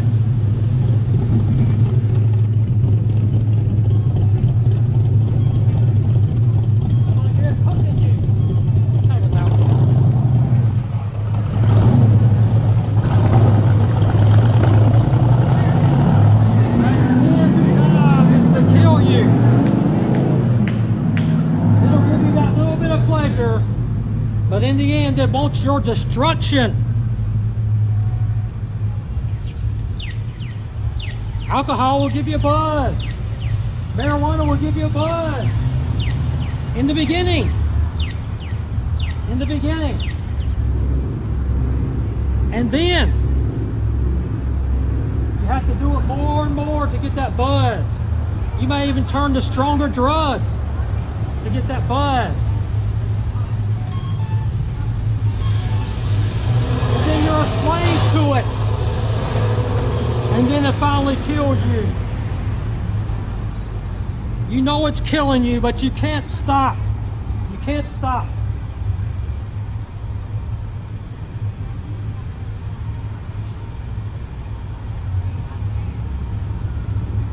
I have been rebuked for speaking against immodest dress, immodest women. What did Jesus say? It's better to have a millstone tied around your neck and cast into the depths of the sea than to cause someone to sin.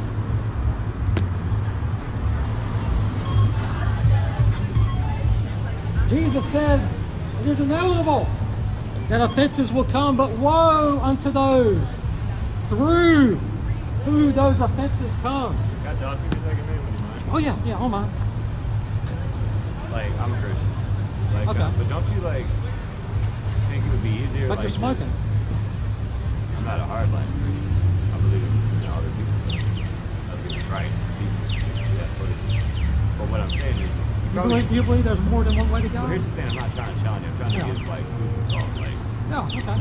instead of being more aggressive toward me, like, say I wasn't a Christian, and I didn't have Christian morals and values, and I didn't believe in helping, like, the world, let's work it. You come off to people, even if, like, it's something you don't agree with, you're more likely to get them to, get their soul saved in a more compassionate manner.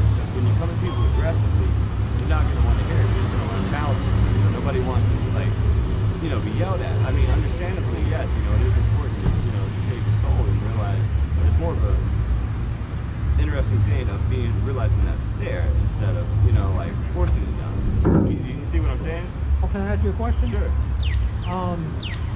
If the doctor found out you had stage 1 cancer, would you want him to tell you right then, or would you rather him be your friend and tell you later when it's stage 4 cancer?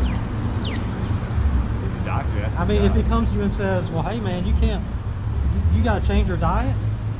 You got to stop smoking. You say, hey, would you look at him and say, hey man, you're judging me. Stop judging me. Well, I wouldn't say that. I would say that, he's a medical professional. He's gone to, medical school and practiced in this field. So more than likely, he's very knowledgeable on that. Like some people do IT, so they're going to be the people you're going to want to, Like, again, I don't understand why the hostility. It's okay for a doctor to come to you at the beginning and say, hey, you got a problem. That's not what it said. No, what I said is, like, everybody has... Eternity is a long time. That's a long time to spend in hell. I don't think you'd go to hell. For smoking? You're smoking in church. No, that's yeah, but your body's a temple of the Holy Spirit. I understand that. Yeah. At the same time, though, you're going against God's design. He didn't design your lungs for cigarettes. He designed them for oxygen. When's the last time you had a pet? When's the last time I had a pet? Yeah, when's the last time you had That's a long time ago. When's the last time you had anything that would be considered sinnage if it's not 100% candy or something, 100% organic, as you're talking about your body's a temple? What do you eat for a living? Like what do you eat daily? On that argument. Let's see. Morning coffee, maybe some fruit. But don't you think caffeine is a sin too? I mean, if you think about caffeine, that's a serious drug and it excites your brain, so it could give you irrational thoughts. So you're sinning by doing drugs and not treating your body as a according to your, theology. Yes, it will. It's been proven to. It excites your mind. It speeds up your brain process. It's a I agree that methamphetamine. It's the same plant that is cocaine. You're using a plant. You too, baby. Like I know you're Y'all against be blessed, cocaine, be careful. You know, especially cocaine. That's a horrible drug, right? You know what I mean? But you're taking something cut from that same leaf. But that's Well, okay. if medical professionals say that having a cup of coffee is okay, I mean, they would know. But can't you think for yourself and use the Lord as your guidance instead of somebody like that to form your own opinion? To me, the whole food thing is, I mean, there were dietary restrictions in the Old Testament. It said all foods are clean. I believe if you get to the point where you're addicted to food and food is getting between you and God, Love you, baby. you are deliberately destroying your body with food, and I believe that's a sin. I'm not gonna say it. But don't you think, like, all right, for example, you see it with all you don't like, right? You don't like liars, something. I'm warning people. But wouldn't it be more Christian-like? I mean, God doesn't like these people. He's angry with them every day. Well, that's your opinion on God. No, I mean that's Okay, in the Bible. Again, but that's it is in the Bible. Let me tell you, two things are also in the Bible too. So like, help thy neighbor. Yeah. Always help the poor in the weak. Instead of being out here yelling at people and wearing, you know, something that's offensive, you're gonna turn people away from Jesus more than anything. Because that kind of because for one, you're using, you know, like scare tactics with a hellfire. Like you've got the red fawn, you've got flames coming out of it, trying to scare people. That's true. That's not gonna scare people. All you're gonna do is turn people away. But nobody's gonna want to come to a faith where they think that all people act like you, be in church and trying to force religion instead of do what God has told us to do, which is help the poor, help the weak, help the young, make the world a better place. Yes, preach the gospel. You know, and I'm with that. But that kind of, you know, like come off to people is wrong, man. You're not going to reach anybody. And I thought the whole role, you know, being a good Christian person is trying to expose more people to God and the powers of God, the powers of praying and healing, you know, and spiritual growth. You know, the people that seek Jesus are some of the worst people ever because they felt like everybody gave up on them. Jesus didn't. But why don't you come out with us next time and show us how to do it then? Well, I would love to learn from you. I mean, just come out with us. He preached more. He preached more about hell than heaven. Jesus preached more about hell than the entire New Testament. You're not going to grab anybody, man. You have to do it in a more nicer way. But he's got to figure it out on his own. He's got to do it. He's got to let him learn. It might not be the way you like it, and but this is how he's doing it. And he'll learn. He'll do it. I'm preaching the same way Jesus preached. I mean, I He understand preached a what sermon you're saying. so good one time, But everybody left him with 12 people. We're arguing about the Bible. It's believed that 5,000 people left We him. shouldn't be arguing about And it. he's got it right, man. What? As a fellow Christian, I wish you nothing but love. There you I wish go. nothing but happiness. There you go. Sincerely, man. God bless you, brother. You're in my prayers and you're awesome. Yeah, but thank you. That's the best thing to do. Yeah, don't argue about the Bible. It is what it is.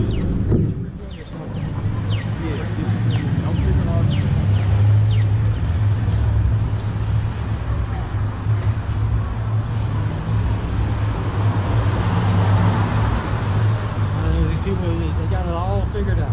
They got it all figured out. They're just doing it the wrong way. I mean, how are they reaching people? Is my point.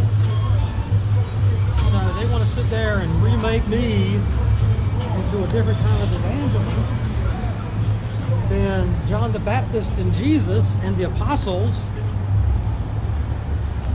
and they're not reaching anybody. I mean, I can't see him coming out here smoking with all his cats and telling me about Jesus. It's time to turn to the God in the Bible. How much longer will you stay in your sin? Sin's plan is to destroy you. Hellfire awaits.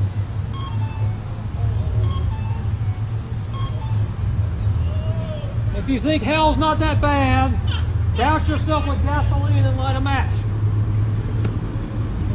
And then imagine fire 7 times hotter than that for eternity. For eternity, that's a long time. But you'd rather drink your alcohol, smoke your weed, have your premarital sex in this short vapor of a life than to have eternal life in heaven. That's the trade-off you're making. It's not even a good trade-off. You get hangovers. Marijuana use has been linked to violent behavior. You'll become violent. You may get an STD.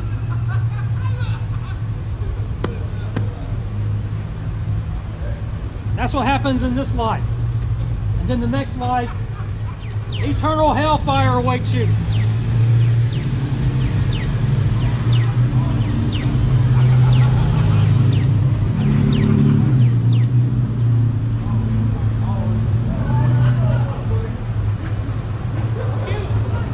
And a few rebuttals so far. None of them comes against the Bible.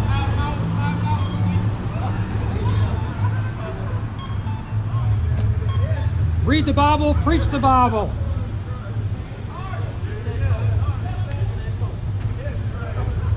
When's the last time you read your Bible? It's God's love letter to you. In it you can find life. Jesus said, I am the life. He didn't say there were different paths. You can have different lives. You can have life in other things. He said, I am the life. Period.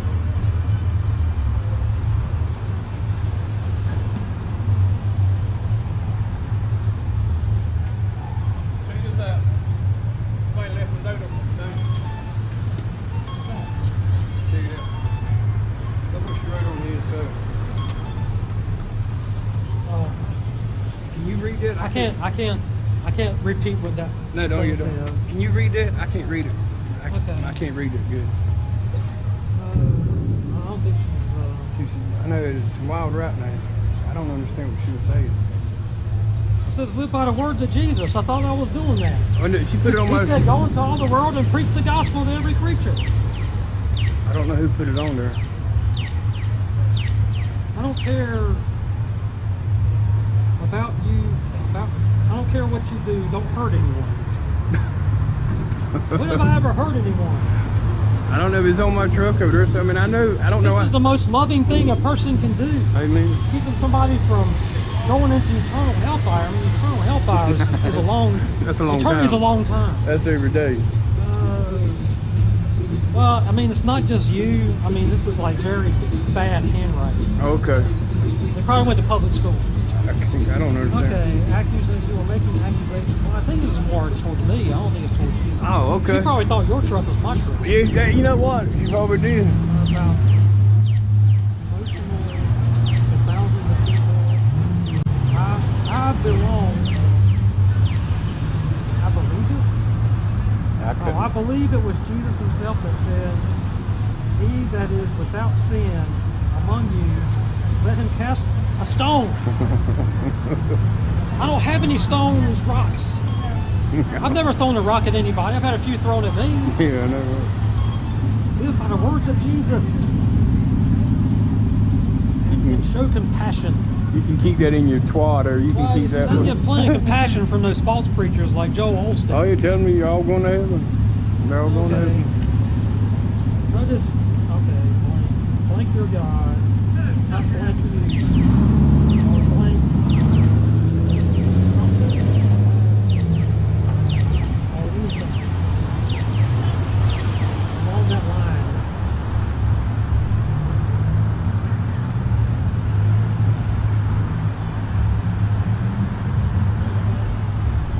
And she was a little disappointed, won't she?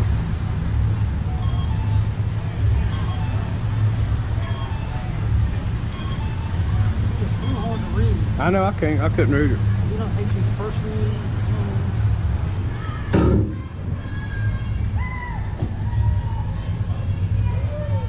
It's very hard to read. Well, You can keep it. I mean, people hate the You can preaching keep of the word. You want me to keep it? Yeah, you put it and interpret it. I might just leave it there. I mean, that's That took much more of my time than I thought. I know. He who sins is of the devil. Sin separates you from God. Eternal hellfire awaits you. If you're out here serving yourself, I'm not going to go out here and drink alcohol, dress like a whore, and dirty dance on the dance floor to unholy music. You deserve the hellfire that awaits you. But it doesn't have to be that way. You can turn from your sin. You can repent. You can believe the atonement that Jesus gave you on the cross.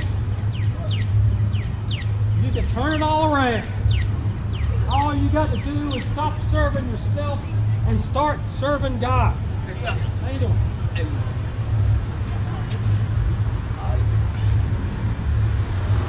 know Jesus? You know Jesus? Nope. You don't know Jesus? No. You can. But better yet, he can know you. Yeah. No, go home though.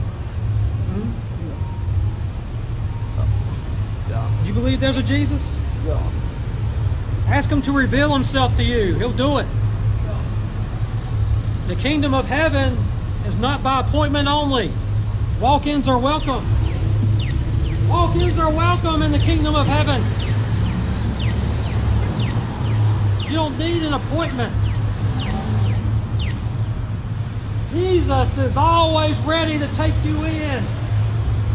If you're willing to turn from your sin, if you're willing to turn away from that thing that's killing you, he's ready to take you. Then you'll have a truly good life. When you start serving him instead of yourself. Look at your life. Your life is a mess. But Jesus can turn that into a message. He can turn everything around for you in seconds. If you'll just turn to him. When the prodigal son was a long way off, the father came out to meet him. All you've got to do is turn. You don't have to jump through hoops. You don't have to go through a 12-step program. All you've got to do is turn. And Jesus will meet you.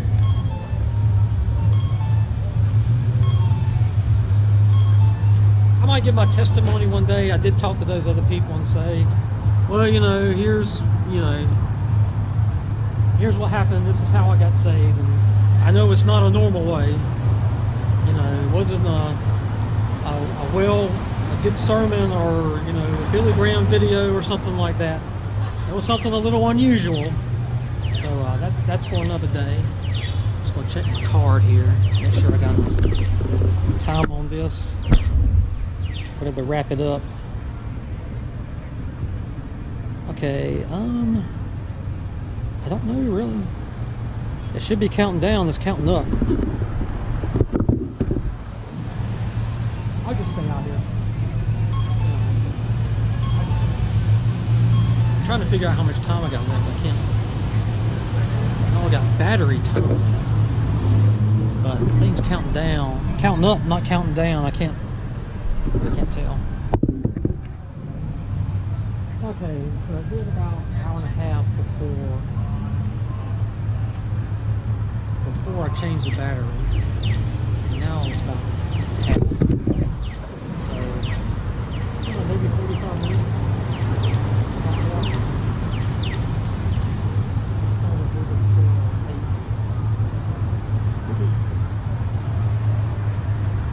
Jesus can save you. And who else? Who else has the power to save from sin? Nobody. Nobody. Try on yourself. If you try yourself, you'll never do it. You'll never do it.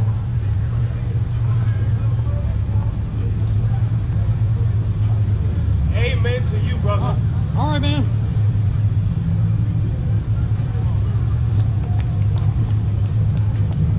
He who sins is of the devil. Sin separates you from God. Sin will send you to hell after it completely destroys you. Sin does its job very well. Sin's job is to destroy you. Sin has been at work for years.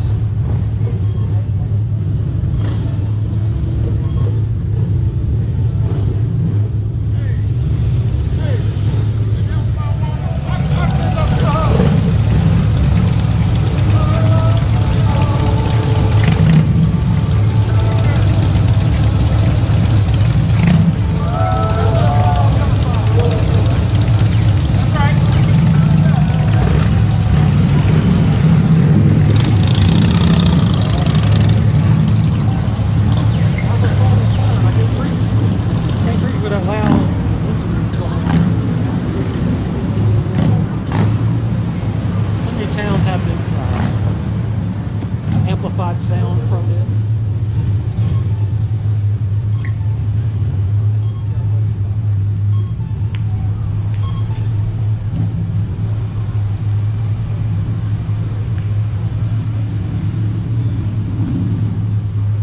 Oh, why not? Why not go to one of these bars and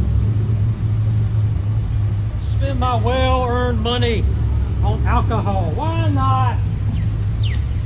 I can always repent later, because your heart's not right.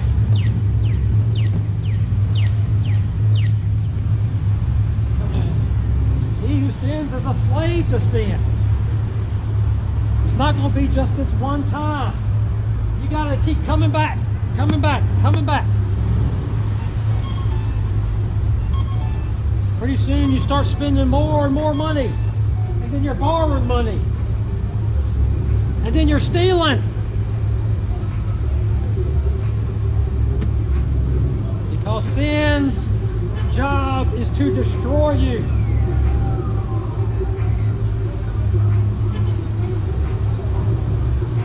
Sin's job is to kill you after it has destroyed you. Sin will destroy your relationship. Sin will destroy your family. Sin will destroy your health. And finally, sin will destroy your soul.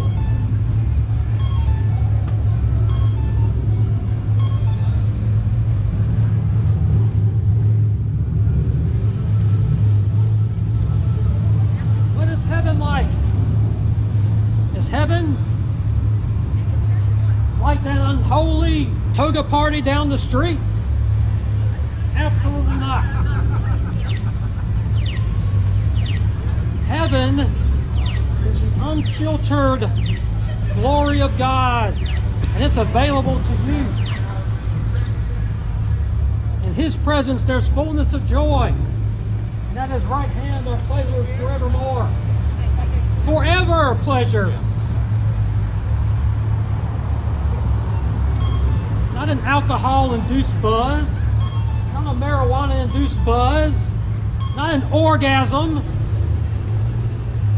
from a whore or pornography. We're talking about pleasures forevermore in heaven.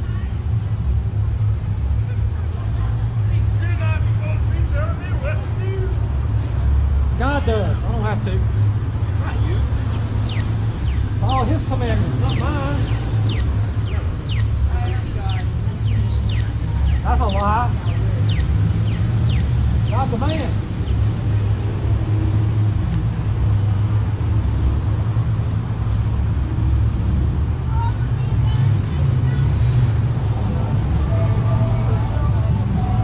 That's why we got all these ungodly TV shows and movies.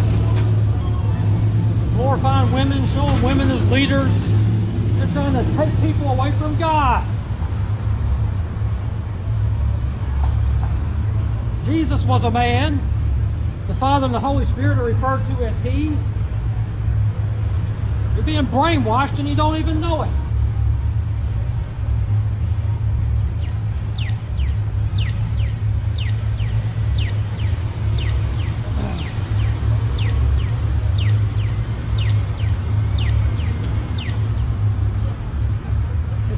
get the sin out of your life. Too many pulpits nowadays don't say anything about sin. They don't talk about sin. The very thing that's killing their congregation,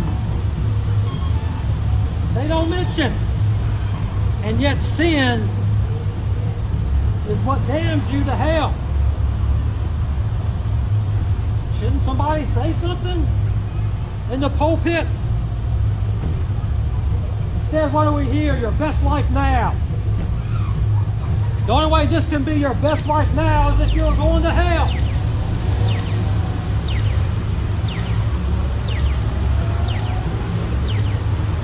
I'm not going to tell you how to get a new car. I'm not going to tell you how to get a bigger house. I'm going to tell you how to get to heaven.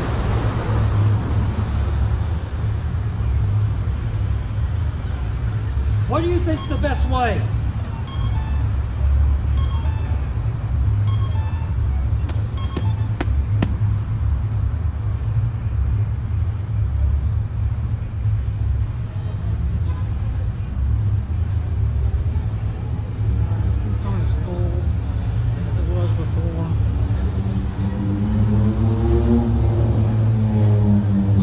Everybody's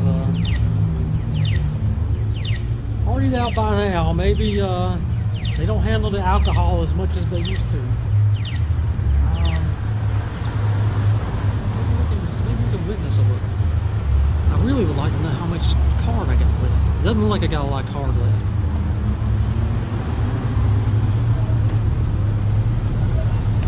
But yeah, I'm gonna close it right now.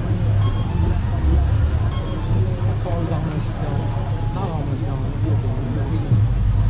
And I don't want to be out here without camera back in.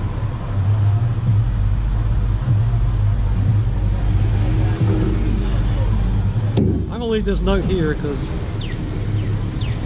I don't even deserve to be read if it could be read. Anyway, I do like to mix things up a little bit, and that's exactly what I did tonight. Got my, let's see what I call it, my sandwich sign, sandwich vinyl sign, and you know, a little bit different angle, and did a little more mobile stuff. I did a few times kind of walk through before I got started. This one was, you know, kind of in the middle, going by those that Toga party. You know, and make them think about what they're doing there. But anyway, really looking forward to next month when I'll be doing some traveling over to the West Coast and doing some preaching there. So yeah, I think we're going to shut this down now. But EC Street Preacher, I'll see you next time.